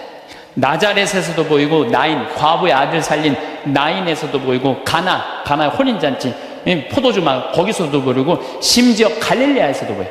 다 보인다. 그래서 이름이 다볼산이야. 다볼산. 어떻게 2000년 전에 이름도 어쩜 그렇게 잘 졌는지 몰라. 이스라엘에서 다볼산. 다볼산에서 거룩한 변모하러 올라가셨는데 하늘나라의 모습을 보여주시려고 올라가신 거 아니에요? 그럼 다 보여줘야 될 거 아니야. 근데 누구만 데리고 올라냐면 베드로, 야고보, 요한만 데리고 셋만 데리고 올라가요. 아니, 예수님도 12 중에 셋만 끼고 돌았는데 여러분들이 뭐라고? 신자 3000명 다 네모난 놈, 동그란 놈, 세모난 놈, 별난 놈, 삐죽한 놈 다 사랑하려고 그래. 그러지 마세요. 사람이라는 건요, 역량이라는 게 있어요. 역량.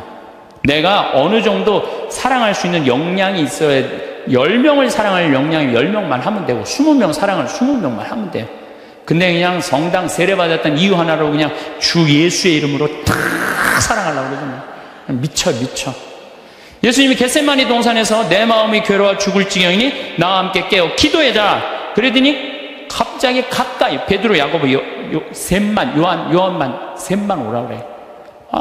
참 마지막까지도 예수님이 그들을 가까이 하셨어요. 9명. 그러니까 그 중에 배신하는 놈이 나오는 거예요. 이게 쉽지가 않아요. 사도 바오로도 저하고 같은 생각을 하셨던 것 같아요. 데살로니가 2서 3장 13절을 보면 이런 말이 나와요. 형제 여러분, 여러분은 낙심하지 말고 계속 좋은 일을 하십시오. 좋은 일은 해내는 거예요. 낙심하지 말고. 우리가 이 편지에 적어 보내는 말에 누가 순종하지 않거든 그를 주목하여 그와 상종하지 마십시오. 상종하지 말래잖아요. 다 사랑하라는 게 아니야. 상종하지 마십시오. 그렇게 하여 그가 부끄러운 일을 당하게 하십시오. 굉장히 감정적으로 썼어요. 그가 부끄러운 일을 당하게 하십시오. 그러나 그를 원수처럼 여기지는 말고 형제처럼 타이르십시오. 그러니까 우리가 이 사랑의 기준이요 아주 애매한 거예요. 원수처럼 여기지는 말라는 거예요. 상종하지는 말되. 그러니까 내가 마음에 드는 사람만 사랑하는 거는 좀 나같이 영적인 단계가 낮은 사람이 하는 거고, 조금 더 높은 단계는 인간은 나약한 존재라는 걸 인정하는 거예요. 인간 사실 나약한 존재예요. 저나 여러분이나 다 나약해요. 여기 우리 이제 4월달, 5월달 이제 상추 막 이제 쑥간 뭐 이런 거 막 나잖아요. 그럼 우리가 얘기해요. 제발 따지 말라고. 또 상추를 따도 이게 잘 이렇게 솎아내면 되는데 깔린다고 그러잖아요. 잘 깔리면 되는데 서울 분들은 뽑아. 그럼 여러분들 상추가요 자라면 1m까지 자라요. 1m까지 계속 먹을 수 있는 거예요, 상추는. 근데 그걸 뽑아버리면은 우리가 그 씨 내고 이게 얼마나 우리가 소중한데, 그 뽑아갖고 또 내 몰래 또 막 봉투 얼마나, 아예 올 때부터 봉투를 갖고 오나 봐. 생태마을 가면은 우리가 뜯어갈 수 있다. 그럼 굉장히 속이 상해요. 우리 직원들이 그 힘들게 농사 짓는데. 그런데 저는 이해가 가요. 사람이요 우리가 공짜 좋아하잖아요. 공짜. 그것도 생태마을 이렇게 자연으로 농약 안 치는 거 있다 그러니까 그냥 갖고 가고 싶은 그런 마음. 그래서 나는 우리 직원들한테 뽑아 가지 말라고 얘기는 하지만 그거 갖고 뭐라고 그러지 말아라. 얼마나 가져가고 싶으면 그랬겠느냐. 인간을 이해하는 거죠. 이해를 하는 거예요. 그래서 여러분들 이게 있어요. 사람은 나약한 존재다, 부족한 존재다라는 걸 이해하기 시작하면요 사람이 이해 안 될 사람이 없어요. 다 그래, 세상 사는 게 얼마나 힘들으면 그렇게 하겠어 라고 이해하기 시작하면요 그렇게 미워할 것도 없어요, 보면. 그리고 아주 적극적인 방법은 뭐냐 하면은 얘기하는 거예요. 너 그렇게 말해서 난 너무 기분 나빠. 앞으로 너 나에 대해서 지금 헛소문을 퍼뜨리는데, 너 내가 들었어. 그러니까 난 그런 말 한 적 없어. 내가 들었다니까. 나 한 적 없어. 그래도 그렇게 말을 하고 나면은요 어떤 문제가 있냐면 다음에는요 무서워서 경계하게 돼 있어요. 근데 우리는 끝까지 말 안 해. 그래서 속에서만 끓이는 거야. 저게 난 집에 있는 게 하도 심심해서 마누라 나가는 길에 나도 따라 나가면 안 되냐 그랬더니 어딜 따라 나오냐 그러고 두들겨 패갖고 눈탱이 밤탱이 됐다니. 90먹은 그러는 형 왜 눈탱이 밤탱이 됐냐 그러니까, 그래서 아침에 눈을 떴더니 마누라가 밤새 안 죽고 또 눈 떴다고. 그래갖고 요즘에 90먹은 할아버지들이 고민이 많대요. 아침에 일어나갖고 눈을 떠야 되는 건지 말아야 되는 건지 고민이 많대.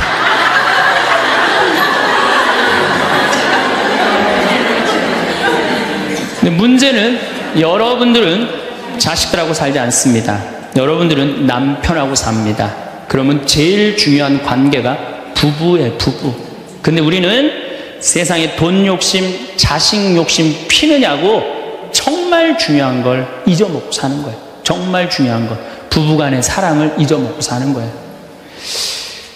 사람이, 예수님이 이 악마가 돌도로 빵이 되라고 하니까 예수님이 기가 막힌 얘기를 해요. 사람은 빵만으로 사는 것이 아니라 하느님의 말씀으로 사느니라. 말씀이 없는 사람은요 이 세상을 행복하게 살 수가 없어요. 마음 안에 진리가 없는 사람은요 이 세상을 행복하게 살 수가 없어요.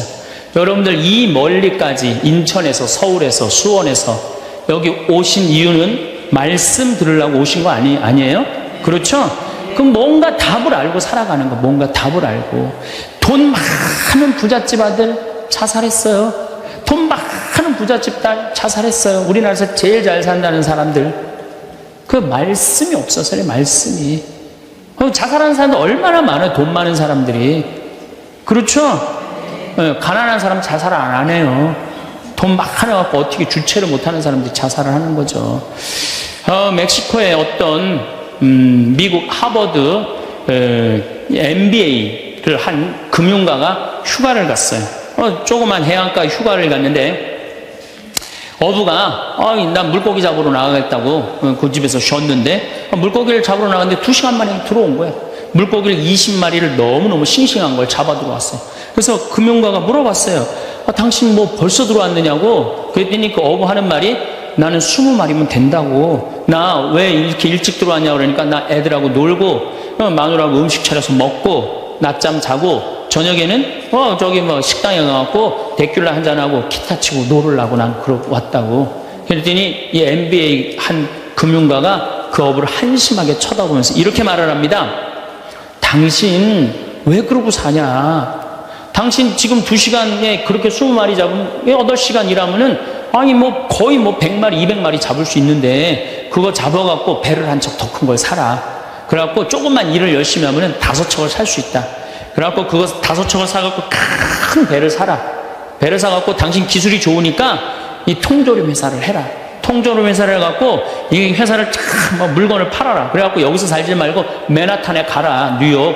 맨하탄 오면 내가 다 코치를 해줄 테니까 그 맨하탄에서 그 다 꾸민 거를 주식을 딱 팔아갖고 백만장자가 돼서 다시 와서 당신 행복하게 살면 되지 왜 이 20마리 겨우 잡고 들어오느냐고. 그랬더니 어부가 물어봤어요.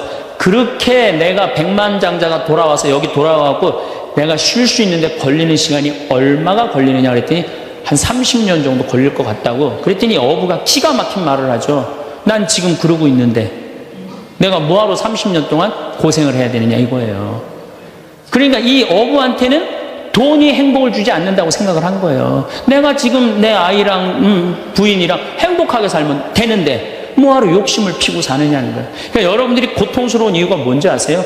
욕심 필 때 고통스러운 거. 인생 쫙 돌아보실 때 언제 여러분들이 괴로운지 아세요?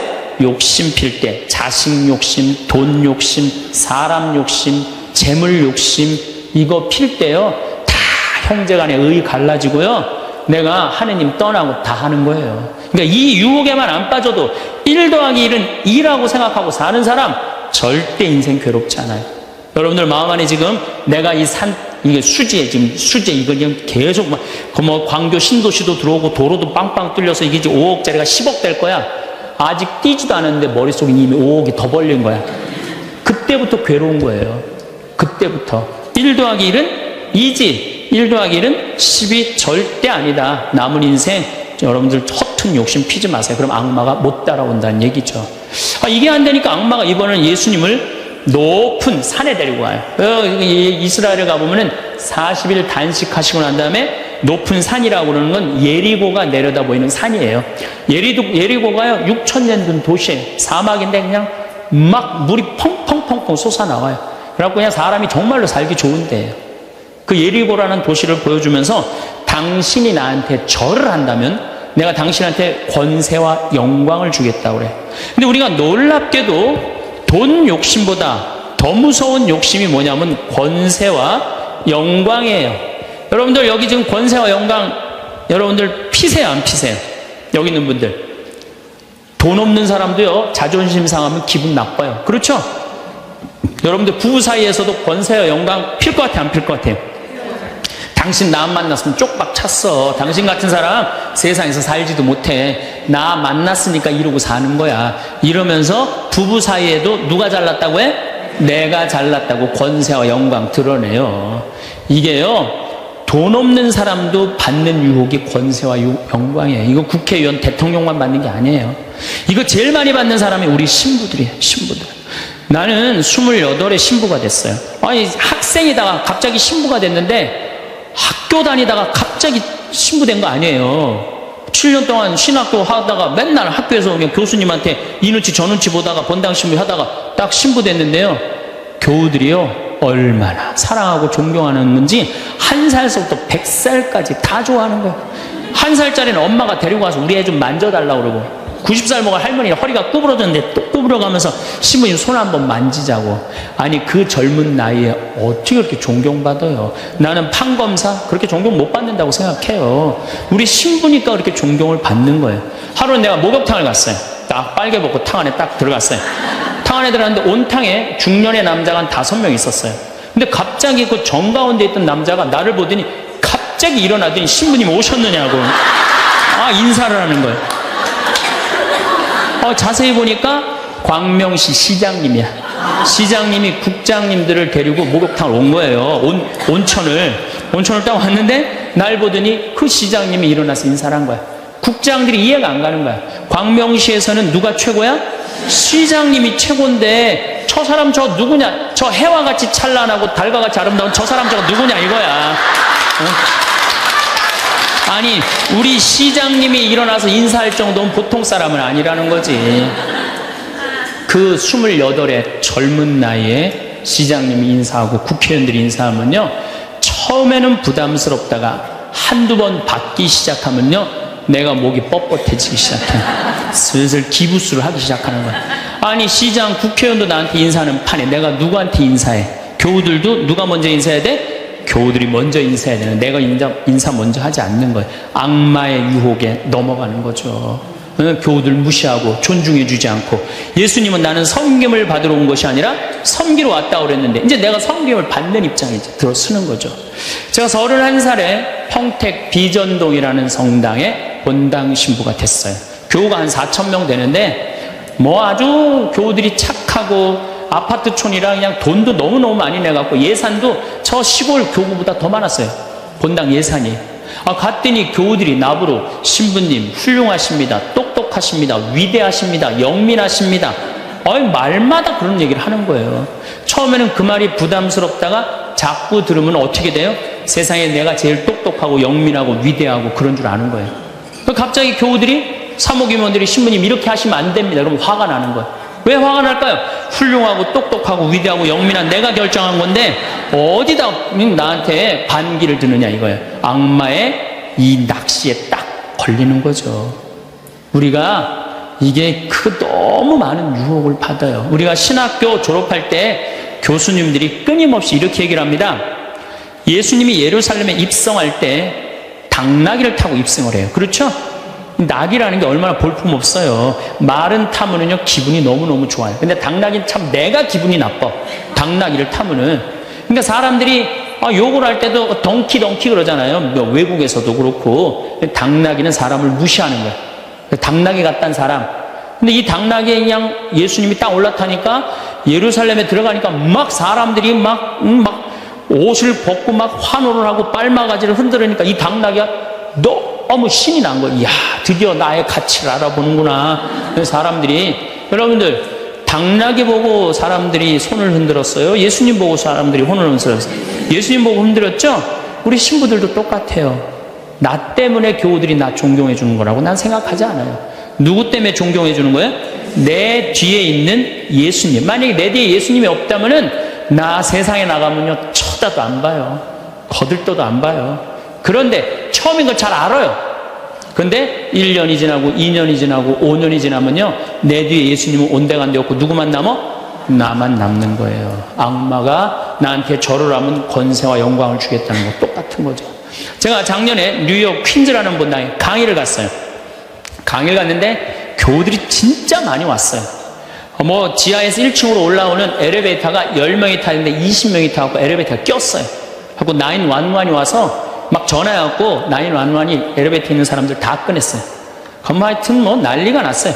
이번 2월 달에 70 먹은 아주머니, 아주 예쁘게 생기고 곱게 생겼어요. 요즘 70 먹어도 정말로 아줌마야. 아줌마가 딱 와서 신부님 제가 뉴욕 퀸즈에서 왔습니다. 저를 아십니까? 그래서 잘 모르겠는데요. 제가요 누구냐면요 신부님 강의 오셨을 때 엘리베이터에 낀 여자입니다. 그리고 왔어. 그런데 신부님이 그 강의를 했을 때 화가 나십니까? 라는 CD 그거를 사서 아들이 뉴욕 의대 수술 집도이래요. 대단한 거죠. NYU 대학의 수술 집도이면. 근데 우울증이 있었는데 그걸 출퇴근에 듣고 다니면서 맨날 웃어서 우울증이 없어졌다는 거예요. 그러니까 아들이 한국에 돌아가면은 꼭 평창에 가고 신부님한테 고맙다고 얘기하라고. 내가 그 정도로 대단했다는 얘기예요. 네. 그래갖고 이제 강의가 끝나고 그 가브리엘 신부님이라고 1.5세 신부님인데 아주 정말로 젠틀한 신부님이야. 같이 이제 사제관을 가는데 여자 하나가 따라오는데 미국 여자가 따라오는 거야. 영어로 막 떠드는 거 뭐라고. 대충 그런 얘기야. 자기는 한국말을 모르는데 신부님 강의에 감동받았다는 거야. 이야, 내 강의 이제 감동 받다 못해 이제 미국 여자까지 내 강의 감동을 받는구나. 고맙다고. 근데 본당 신부님 자꾸 빨리 가재는 거예요. 기분이 나쁘더라고요. 지금 미국 여자가 내 강의 감동받아서 얘기하자는데 말 끊으니까. 그래도 어떻게 본당 신부님 최고 아니에요. 나는 초청 받아서 간 사람이고, 그래서 다음에 얘기하자고 고맙다. 그리고 신부님하고 사제관으로 가는데 신부님이 그 여자가 안 보이니까 나한테 하는 소리가, 신부님 저 여자 이거라고, 이거. 우리가 한번 권세와 영광을 추구하다 보면요, 미친 여자가 주는 것도 덥석덥석 받아먹는 게 인간이에요. 미친 여자가 주는 것도 덥석덥석 받아먹는 게 인간이에요. 여러분들 지금 대통령은 아니더라도 전 대통령들 청와대에 들어갈 때 보면 다 70% 지지율이 들어갈 때, 근데 나올 땐 전부 똑같이 10%대였어요. 다. 왜 10%대로 떨어질까요? 5년 동안 밑에 있는 사람들이 훌륭하십니다, 대단하십니다, 위대하십니다, 영민하십니다. 5년 동안 들으면요, 5년째 판단력이 흐려지는 거예요. 5년째. 요즘 대통령, 지금 대통령 어떤지 모르겠어요. 나는 그 내곡동 산 거 보면은 왔다 갔다 하는 것 같아요, 느낌이. 네. 5년 동안 그런 소리만 들으면요, 우리가 흔들리게 돼 있어요. 그런데 이거는 대통령뿐만 아니라 저나 여러분들이나 누구에게나 빠질 수 있는 유혹이야. 나 없으면은 이 집 망한다. 나 없으면 우리 사목회 망한다. 나 없으면 우리 구역 망한다. 나 없으면 우리 레지오 망한다. 나 없으면은 우리 성모회 망한다. 절대 그런 생각하지 마세요. 없어져도요, 잘 돌아가요. 제가 홍콩에 가갖고 인도 신부 이렇게 이제 강의를 들은 적이 있어요. 근데 그 신부님이 참 재미난 얘기를 하더라고요. 한 성가대가 있는데 이 성가대에 이 30명인데 소프라노 자매 하나가 음이 자꾸 틀리는 거야. 음이 자꾸 틀려갖고 지휘자가 머리가 지끈지끈한 거야. 그래서 본당 신부를 찾아가서, 신부님, 우리 성가대에 소프라노 하나가 있는데 음도 틀리고 박자도 틀려갖고 성가대가 안 된다. 그러니까 신부님 제발 그 여자 좀 관두게 해라. 신부님 화가 났어요. 그래? 알았어. 내가 관두게 할게. 라고 불렀어요. 당신 때문에 30명 성가대가 안 된대잖아. 당신 좀 성가대 좀 관둬라. 30명을 위해서. 그랬더니 이 소프라노 단원이 한 말이 있어요. 좋다. 내가 관둬서 30명이 잘 된다면은 나도 요구 조건이 하나 있다. 그게 뭐냐 그랬더니, 신부님도 우리 3,000명 좀 잘 돼보게 좀 관둬라 좀.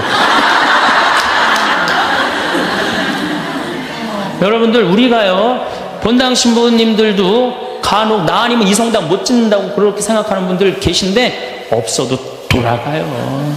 돌아가게 돼 있어요. 여러분들도 제발 나 없으면 무너진다 이런 생각하지 말고 좀 겸손한. 그래서 여기 계신 분들 혹시 고향이 삼척인 분들 안 계세요?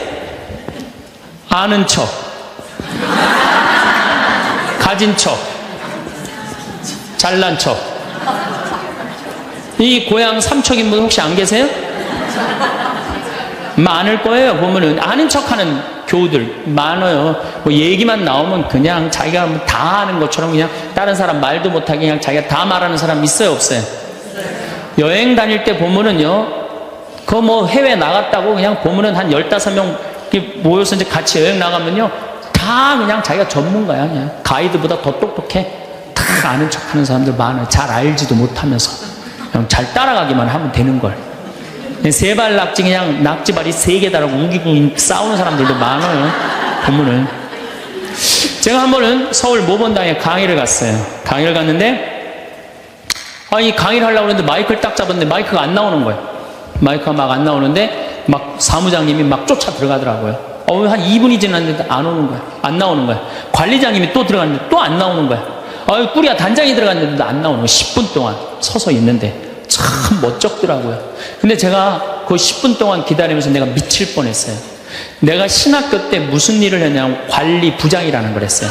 관리부장은 뭐냐면 신학교는 행사를 하고 야외 행사를 하면 우리가 다 마이크, 앰프 설치 다 했어요. 그걸 제가 다 했어요. 앰프 설치, 마이크. 그러니까 딱 보면은 알아요. 저건 저렇게 하면 금방 나온다. 어디를 가나, 무슨 기계를 가나. 10분 동안 기다리면서 내가 거기 쫓아 들어가고 아는 척 하고 싶었는데 미칠 뻔했다니까요. 우리 인간은요, 누구에게나 무슨 유혹이 있느냐면 아는 척 하고 싶은 유혹이 있는 거. 어느 인간에게나. 그게 나만 있는 게 아니라 여러분들도 다 있는 거예요. 근데 여기에는 무서운 게 있어요. 뭐 무서운 게 있냐면 내가 아는 척을 하면서 다른 사람 무시하는 거예요.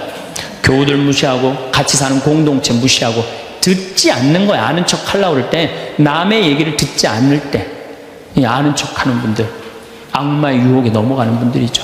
또 가진 척 하는 분들, 이것도 뭐 그냥 전세 살면서 시계 막 롤렉스, 까르띠에 막 이런 거 차고 다니는 교우들 많아요. 예. 가방. 우리나라가 4대 명품 시장이래잖아요.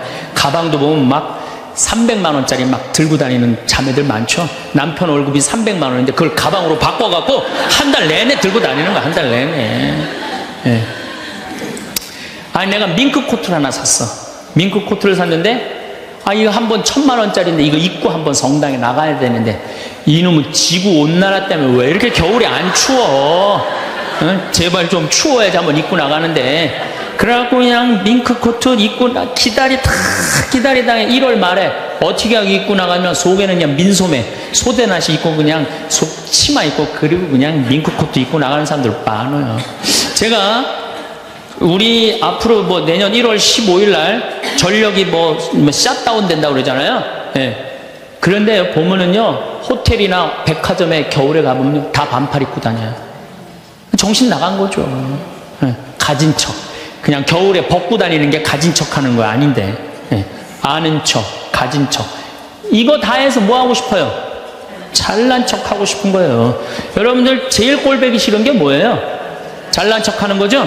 예. 이쁜 여자들이 그냥 이쁜 척 하는 거. 이거 진짜 꼴보기 싫은 거죠. 예. 근데 이쁘지도 않은데 이쁜 척 하면 더 꼴보기 싫죠?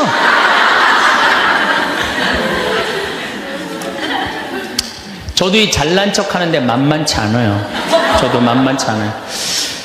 제가 수영을 참 좋아해요. 수영을 참 좋아해갖고 제가 수영장 25m 풀 40바퀴 한 번도 안 쉬고 한 번에 돌아요. 이 정도면 이렇게 감탄해주면 내가 기분이 너무 좋아요. 잘난 척 하는데 동참해주는 거 아니야. 네. 그리고 나는 전신 먹고 바다에 들어가면 저녁 먹을 때까지 바다에서 안 나와요. 네. 네. 네. 그리고 저는 스킨스쿠버를 해요. 다이빙을 해갖고 아주 다이빙을 좋아해요. 그래갖고 뭐 동해바다, 제주도, 뭐 문섬, 새끼섬, 서귀포 앞바다에 있는 거, 포항에 또 뭐 다이빙, 그 다음에 무슨 뭐 저 괌, 파푸아 뉴기니 뭐 그 비행기 추락한 거 다이빙, 배 난파된 거 다이빙, 얼마나 다이빙을 좋아하는지 몰라요. 그리고 내가 또 우리 신부들하고 한번 그 동해바다에 놀러를 갔는데 늦 여름이에요. 이제 속초에 이제 갔는데 사람들도 별로 많지도 않았어. 근데 막 한 젊은 애가 한 100kg가 되는 애가 튜브를 하고 막 자꾸 바닷속으로 들어가더라고. 여자친구가 빨리 나오라고. 근데 얘는 뭐 와라 막 그러는데 설악산에서 바람이 불어갖고 튜브가 뒤집어진 거야. 그리고 얘가 난 수영할 줄 알았는데 쑥 들어가더라고요. 그리고 나오디 막 살려달라고 그러더라고. 또 쑥 들어가는데 또 아무도 안 가더라고. 그래도 뭐 어떻게 해. 신부인데. 그래갖고 그냥 내가 막 쫓아 들어갔어요. 그랬더니 또 여기서 야 튜브 갖고 들어가 걱정하지 마. 그래갖고 가보니까 너무 살이 찐 거예요. 그래갖고 그냥 다시 그냥 나와갖고 튜브를 다시 갖고 들어가갖고 목을 걸어갖고 끌고 나와갖고 물을 얼마나 얘가 토해냈는지 그 여자친구가 내가 너 때문에 못 쓴다고 막 때리고 그러는데 야 내가 죽은 사람도 내가 건져냈는데 술만 먹으면 이제 교우들한테 자랑을 하는 거예요. 내가 이런 사람이라고. 응. 근데 여자 하나가 신부님 훌륭하십니다. 대단하십니다. 여러분들처럼. 그럼 내가 얼마나 기분이 좋아요. 나는 수영장 이 25m 풀 40밖에 한 번도 안 쉰다니까 그 여자 한다는 소리가 자기는 25m 풀 100밖에 한 번도 안 쉰다는 거야. 아니 그럴 때 교우가 신부가 그렇게 말하면은 아우 신부님 대단하십니다. 그럼 얼마나 좋아요. 자기도 이제 잘난 척 하고 싶은 거지. 머리채를 다 확 젖뜯고 싶더라고요. 내가 또 질 수 있어? 아니, 나는 내가 신학교 때 단축 마라톤 내가 12km 토요일마다 맨날 뛰었다니까 자기는 42.195km 10번 완주패가 있다는 거예요. 우리가 한번 잘난 척 하기 시작하면 어떤 현상이 일어나느냐 하면은 내가 아는 유명한 사람, 내가 아는 유명한 정치인 별 얘기를 다 해요. 다 끄집어내. 내 것도 아닌데. 지기 싫은 거지. 네. 그래갖고 이 잘난 척이 악마의 유혹에 넘어가는 거예요. 그런데 정말로 훌륭한 건 아는 것도 많고 가진 것도 많고 잘난 것도 많은데 주일날 반도 되고 차량 주차 봉사하는 형제들. 여기 내가 정말 부자야. 남편도 대단해. 그런데 그런 거 티 한 번 안 내고 성모에 설거지하는 자매들. 구역장, 반장, 봉사하는 자매들. 난 이분들이 훌륭한 분들이라고 생각해요. 예수님은 나는 섬김을 받으러 온 것이 아니라 섬기러 왔다고 그러죠. 근데 우리는 이상하게 이 잘난 걸 하면서 정말로 창피를 많이 당해요. 어떤 대령이 대령 진급을 한 거야. 3개, 밥풀떼기 3개, 무궁화 3개를 딱 하고 너무 기분이 좋은 거야. 누구한테 자랑을 하고 싶은 거야. 중령에서 대령으로. 근데 딱 이제 하는데 딱 이병이 딱 들어오니 딱 인사를 하니까 자랑을 하고 싶은 이병한테 뭐 자랑할 게 뭐 있어요? 그래갖고 전화를 딱 잡아갖고 잠깐만 기다리라고, 내가 좀 중요한 전화가 있다고. 장군님, 무슨 김 장군님하고 뭐 같이 우리 셋이 장군님 2분하고 식사할까요? 그리고 기분 좋게 딱 전화를 끊었어. 그래갖고 대령이 물어봤어. 자네 무슨 일 때문에 왔는가? 전화선 연결하려고 왔는데요. 그러면 여러분들, 우리가 그럴 때가 많아요. 사실은 정말 어처구니 없는 잘난 척을 해서 빠지는 늪이죠. 늪. 우리는 그런 늪에 빠지면 안 되지 않는가. 그랬더니 예수님이 한 분이신 하느님만을 경배하여. 정말 어쩜 말씀마다 이렇게 맞는 말씀만 하세요. 사람이 빵만으로 사는 것이 아니라 뭘로 산다고요?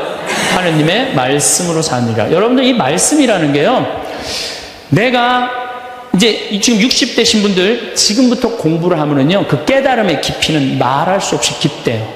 지금부터 막 진리를 탐구하고 막 깨달음의 그런 세상 속으로 나가고 기도 열심히 하면은요, 여러분들은 말할 수 없는 깊은 세계에 빠져들 수 있다는 거예요. 예수님 말씀으로 사느니라, 이 말씀 맞는 얘기예요. 돌더러 빵이 되라고 그러는 거. 나한테 절을 하면 뭘 준다고? 권세와 영광을 준다고 그러니까 뭐라 그래? 한 분이신 하느님만을 경배하라. 여러분들, 성당에 나와갖고요, 하느님 경배 안 하고 자기 경배하라고 그러는 분들 많아요. 제가 좀 죄송한 얘기지만은 본당 뭐 전국 우리나라 본당 얼마나 많이 강의를 다니겠어요. 1년에 300회를 강의를 다니니까. 근데 가보면은 정말로 당황스러운 사목회장님들이 있어요. 어떤 사목회장님들이 있느냐, 꼭 본당 신부 옆에 꼭 차를 세워놔. 근데 그 사목회장님 참 벤치야. 근데 본당 신부 참 보면 무슨 아반떼 뭐 이런 거 시골 같은 데 가보면은 나는 정말로 좀 그렇더라고요. 아니, 벤츠를 좀, 총회장이면은 벤츠를 세워줄 때면 신부님은 그랜저 사주고 벤츠를 세워줄 거 아니야. 나 총회장이고 벤츠 있다 이거야. 근데 더 기가 막힌 거는 어떤 경우냐면, 그 사목회장님 이런 말하는 분들 많이 있어요. 내가 이 성당 졌다고. 이런 분들 많아요. 그게 이제 완전히 아무것도 안 보이는 거지. 자기가 누군지 모르는 거죠. 이런 유혹에 빠지는 분들 참 많아요. 성당에 여러분들 뭐하러 나오는 거야?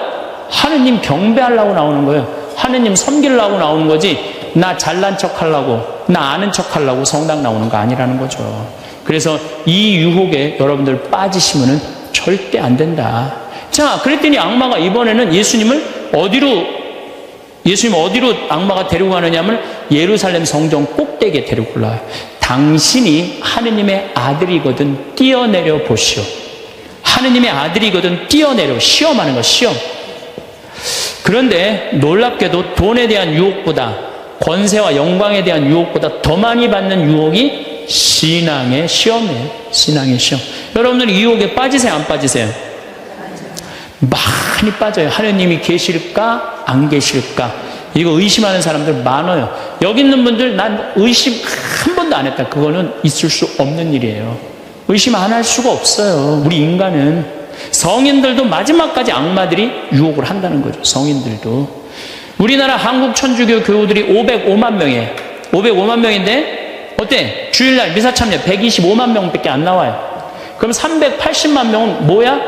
유혹에 빠진 거예요. 유혹에 빠져갖고 성당에 안 나오는 거예요. 여러분들도 집안에 유혹에 빠져서 성당 안 나오는 사람도 있어요, 없어요? 이 유혹에 안 빠지려면 우리는 항상 깨어서 기도해야 돼. 항상 깨어서. 악마가 뭐라고 유혹하죠? 주일날 새벽 미사를 이제 가야 돼. 일이 많아갖고. 그러니까 그냥 새벽에 또 무지하게 추워. 악마가 속삭여.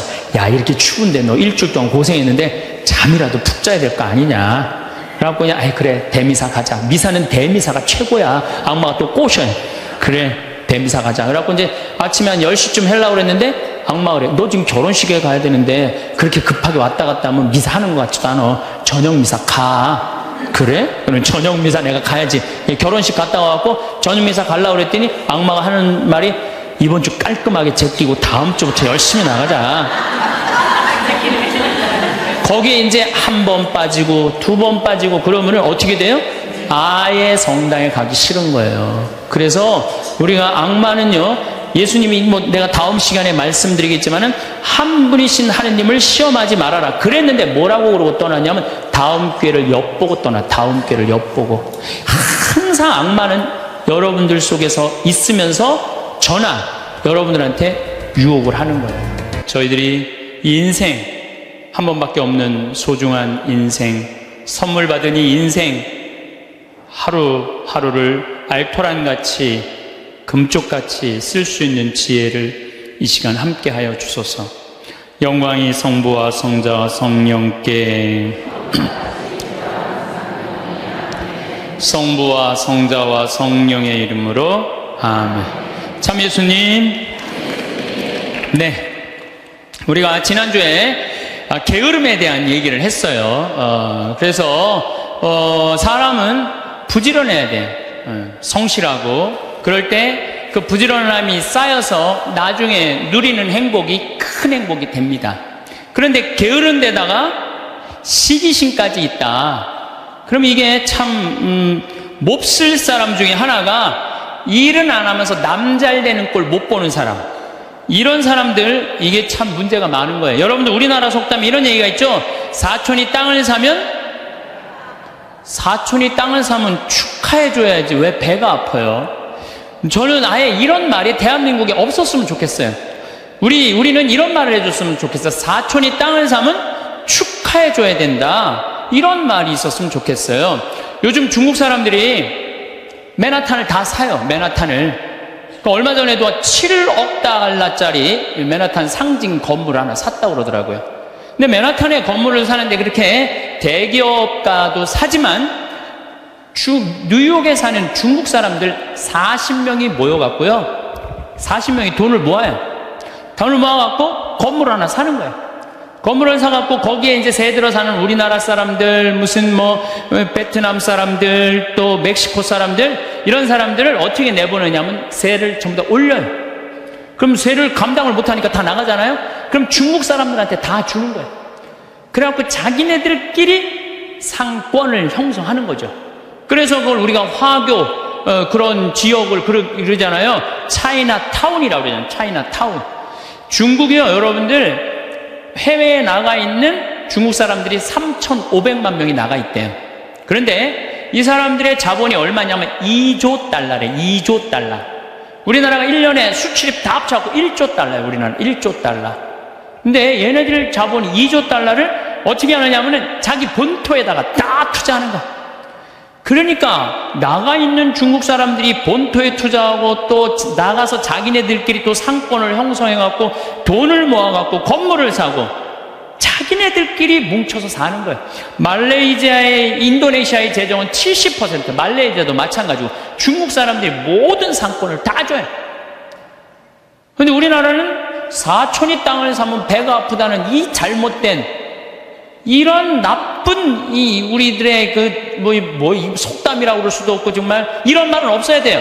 사촌이 땅을 사면 어떻게 해줘야 돼? 축하해줘야죠. 근데 우리는 남 잘 되는 꼴을 못 봐. 누가 좀 조금만 뜨면은 그 사람 그냥 깎아내리기가 바빠.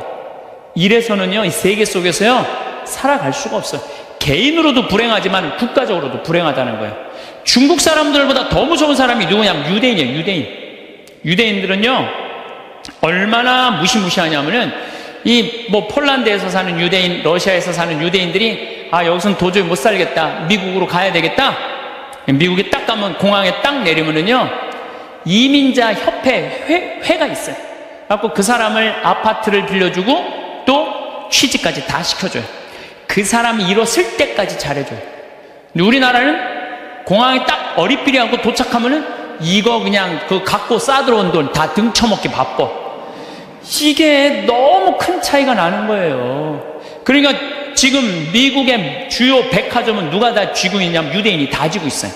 유대인이 다 쥐고 있는데 유대인들은 자기 백화점의 입점을 누구 제일 먼저 받느냐면 유대인 유대인이 만드는 물건부터 제일 먼저 받아들여요.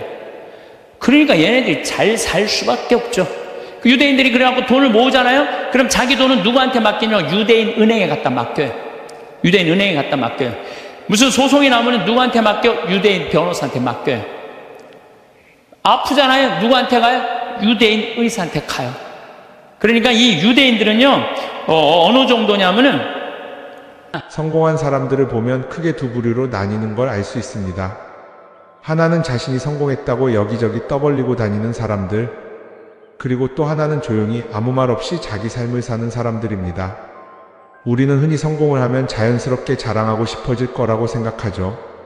좋은 차를 사고 비싼 시계를 차고 SNS에 멋진 사진을 올리고 싶을 겁니다. 왜냐하면 그렇게 하면 남들이 나를 더 인정해 줄 거라고 믿으니까요. 하지만 현실은 그렇지 않습니다. 오히려 진짜 성공한 사람들은 그렇게 행동하지 않습니다. 왜냐하면 보여줄 필요가 없기 때문입니다. 돈이 많다고 높은 자리에 있다고 유명하다고 해서 굳이 그걸 드러낼 필요는 없습니다. 그걸 아는 사람들은 이미 알고 있고 모르는 사람들은 알 필요가 없죠. 그런데도 굳이나 성공했다고 떠드는 사람들이 있습니다. 그런 사람들은 왜 그럴까요? 간단합니다. 그 사람들은 사실 그렇게까지 성공한 게 아니기 때문입니다. 우리는 종종 SNS에서 성공한 사람들을 봅니다.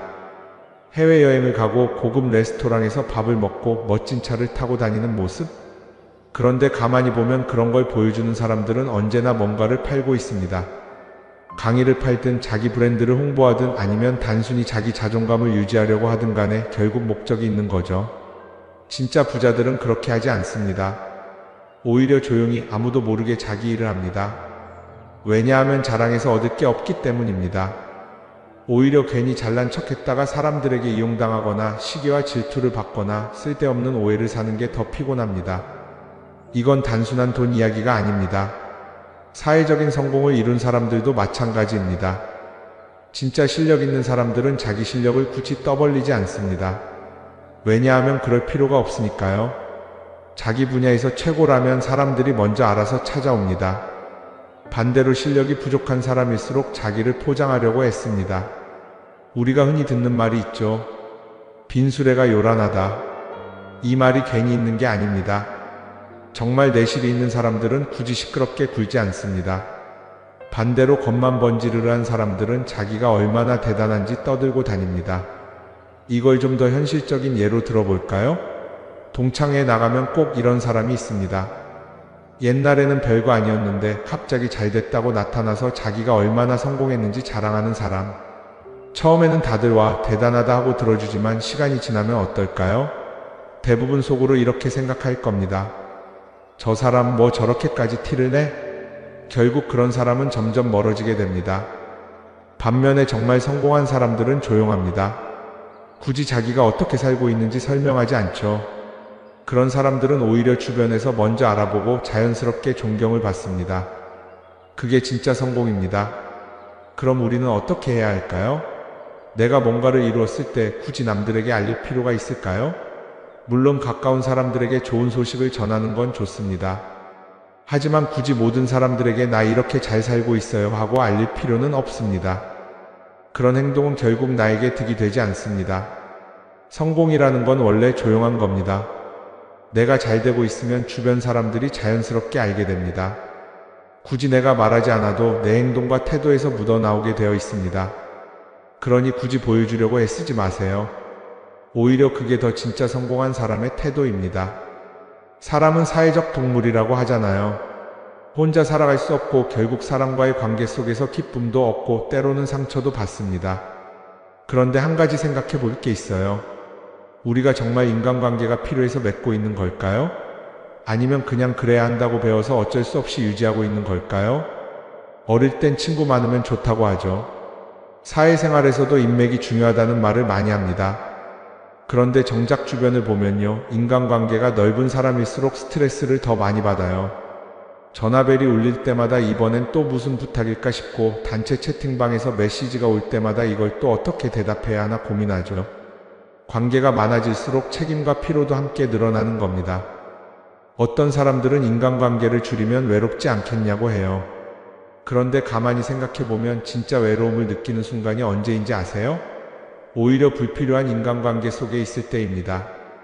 같이 밥을 먹고 얘기를 나누는데도 뭔가 허전하고 대화가 컥 돌고 속마음을 나누지도 못할 때, 그럴 때 우리가 더 외롭다고 느끼죠. 그렇다고 당장 인간관계를 다 끊어버릴 순 없겠죠. 하지만 적어도 내가 정말 소중하게 여겨야 할 관계와 그냥 관성적으로 유지하는 관계는 구분할 필요가 있습니다. 예를 들어 매번 나한테 부탁만 하고 정작 내가 어려울 땐 연락 한 번 없는 사람, 내가 실수하면 뒷담화를 하면서 내 앞에서는 웃는 사람, 이런 관계를 굳이 계속 이어갈 이유가 있을까요? 가끔은 이런 경험도 있을 거예요. 우연히 어떤 사람과 친해졌는데 만난 지 얼마 되지도 않았는데 너무 많은 걸 털어놓는 사람들 있죠. 자기 속사정부터 가족 문제, 직장 고민까지 쏟아내는 사람들. 이런 경우 두 가지의 가능성이 큽니다. 하나는 그냥 감정적으로 의존할 사람이 필요해서일 수도 있고, 또 하나는 내가 믿을 만한 사람인지 떠보는 걸 수도 있어요. 어떤 경우든 이런 관계는 오래가기 어렵습니다. 사실 친밀함이라는 건 시간이 필요한 법이에요. 적당한 거리를 두고 천천히 서로를 알아가야 하는데 초반부터 급격하게 가까워진 관계는 쉽게 무너지는 경우가 많습니다. 처음엔 친하다고 생각했는데 어느 순간 사소한 일로 틀어지고 결국 남보다 못한 사이가 되는 거죠. 그러면 인간관계를 어떻게 해야 할까요? 답은 간단합니다. 억지로 맺지 말고 굳이 유지하려고도 하지 않는 거예요. 내가 편한 관계라면 자연스럽게 이어질 것이고, 그렇지 않다면 서서히 멀어질 겁니다. 그리고 그걸 억지로 붙잡지 않아도 괜찮습니다. 관계를 유지하는데 에너지를 쓰기보다는 정말 소중한 관계에 집중하는 게 더 낫지 않을까요? 어떤 사람은 내가 인간관계를 줄이면 나중에 나 혼자 남는 거 아니냐 걱정하기도 해요. 그런데 생각해보면요, 진짜 나를 위하는 사람은 많지 않아요. 인간관계를 줄인다고 해서 완전히 혼자가 되는 게 아닙니다. 오히려 불필요한 관계를 정리하고 나면 남아있는 관계들이 더 단단해지고 가치 있게 느껴질 겁니다. 예전엔 인맥이 자산이라는 말을 많이 했어요. 그런데 요즘은 꼭 그렇지도 않죠. 오히려 불필요한 인간관계가 많으면 그게 짐이 될 수도 있어요. 적당한 거리, 적당한 선. 이걸 잘 지키는 게 결국엔 가장 편한 인간관계를 유지하는 방법 아닐까요? 한번 곰곰이 생각해 보세요. 지금 내 주변에 있는 사람들 중에서 내가 정말 편하게 만날 수 있는 사람이 몇 명이나 되는지, 내가 억지로 맞춰주고 있는 관계는 없는지. 관계를 줄이면요, 외로워지는 게 아니라 오히려 더 자유로워집니다. 그리고 자유로워진 만큼 내 인생에서 정말 중요한 것에 집중할 수 있게 됩니다. 인간관계 너무 많은 걸 신경 쓰다 보면 정작 중요한 걸 놓칠 수 있어요. 그러니까 이제는 한 번쯤 정리해보는 것도 나쁘지 않을 겁니다. 사람들이 돈을 많이 벌고 싶어 하는 이유가 뭘까요? 단순히 돈이 많으면 좋으니까? 물론 그것도 있겠지만 사실 돈을 원하는 진짜 이유는 더 나은 삶을 살기 위해서겠죠. 그런데 문제는 돈을 많이 번다고 해서 반드시 삶이 나아지는 건 아니라는 겁니다. 오히려 더 많이 벌수록 더 많이 쓰게 되는 경우가 많아요. 가끔 이런 생각해 본 적 없으세요? 예전에는 돈이 지금보다 훨씬 적었는데 이상하게 그때가 더 여유로웠던 것 같다. 왜 그럴까요? 사실 우리가 원하는 건 돈 그 자체가 아니라 돈을 통해 얻을 수 있는 자유인데, 돈을 벌면 벌수록 그 자유를 잃어버리는 경우가 많아요. 더 좋은 차, 더 좋은 집, 더 좋은 옷을 사면서 점점 더 많은 돈이 필요해지고 결국엔 돈을 벌기 위해 또다시 일해야 하는 악순환에 빠지게 되는 거죠. 한번 생각해 봅시다. 우리가 정말 필요해서 뭔가를 사는 경우가 얼마나 될까요? 필요해서라기보다는 남들이 가지고 있으니까, 없어 보이기 싫으니까, 혹은 그냥 기분 전환을 위해서 소비하는 경우가 훨씬 많아요. 그리고 그런 소비를 할 때마다 스스로 이렇게 합리화를 하죠. 이 정도는 나를 위한 투자야. 그런데 가만히 보면 그 소비가 진짜 나를 위한 소비인지 아니면 그냥 사회가 만든 기준에 끌려가고 있는 건지 헷갈릴 때가 많습니다. 예를 들어 예전에는 스마트폰 하나면 충분했는데 이제는 스마트워치도 있어야 하고 무선 이어폰도 필요하고 태블릿도 있어야 할 것 같고, 하나를 사면 또 다른 무언가가 필요해지는 시기예요. 사실 이건 우리가 그렇게 만들어진 겁니다. 광고도 그렇고 SNS도 그렇고 자꾸 우리에게 이렇게 말하죠. 이걸 사야 더 행복해질 수 있어요. 그런데 정작 그걸 사고 나면 어때요? 처음 며칠은 좋죠. 그런데 시간이 지나면 또 다른 걸 사고 싶어져요. 왜냐하면 물건이 우리를 오래 행복하게 만들어주지는 않거든요. 특히 요즘은 SNS가 이런 소비 심리를 더 부추기는 것 같아요. 예전에는 친구들끼리 만나서 나 새로 샀어 하고 자랑하는 게 전부였는데 이제는 SNS에 올리면서 전 세계 사람들에게 보여주잖아요. 그러다 보니까 남들도 다 뭔가를 사서 올리고 나도 따라해야 할 것 같은 기분이 드는 거예요. 그런데 중요한 건 그 사람들도 사실은 나와 똑같은 기분이라는 겁니다. 내가 남을 부러워하는 만큼 나도 누군가에게 부러움을 사려고 애쓰고 있는 거죠. 결국 끝없는 비교와 소비 속에서 진짜 중요한 걸 놓치게 되는 겁니다. 한번 이렇게 생각해 보면 어떨까요? 만약 내가 지금부터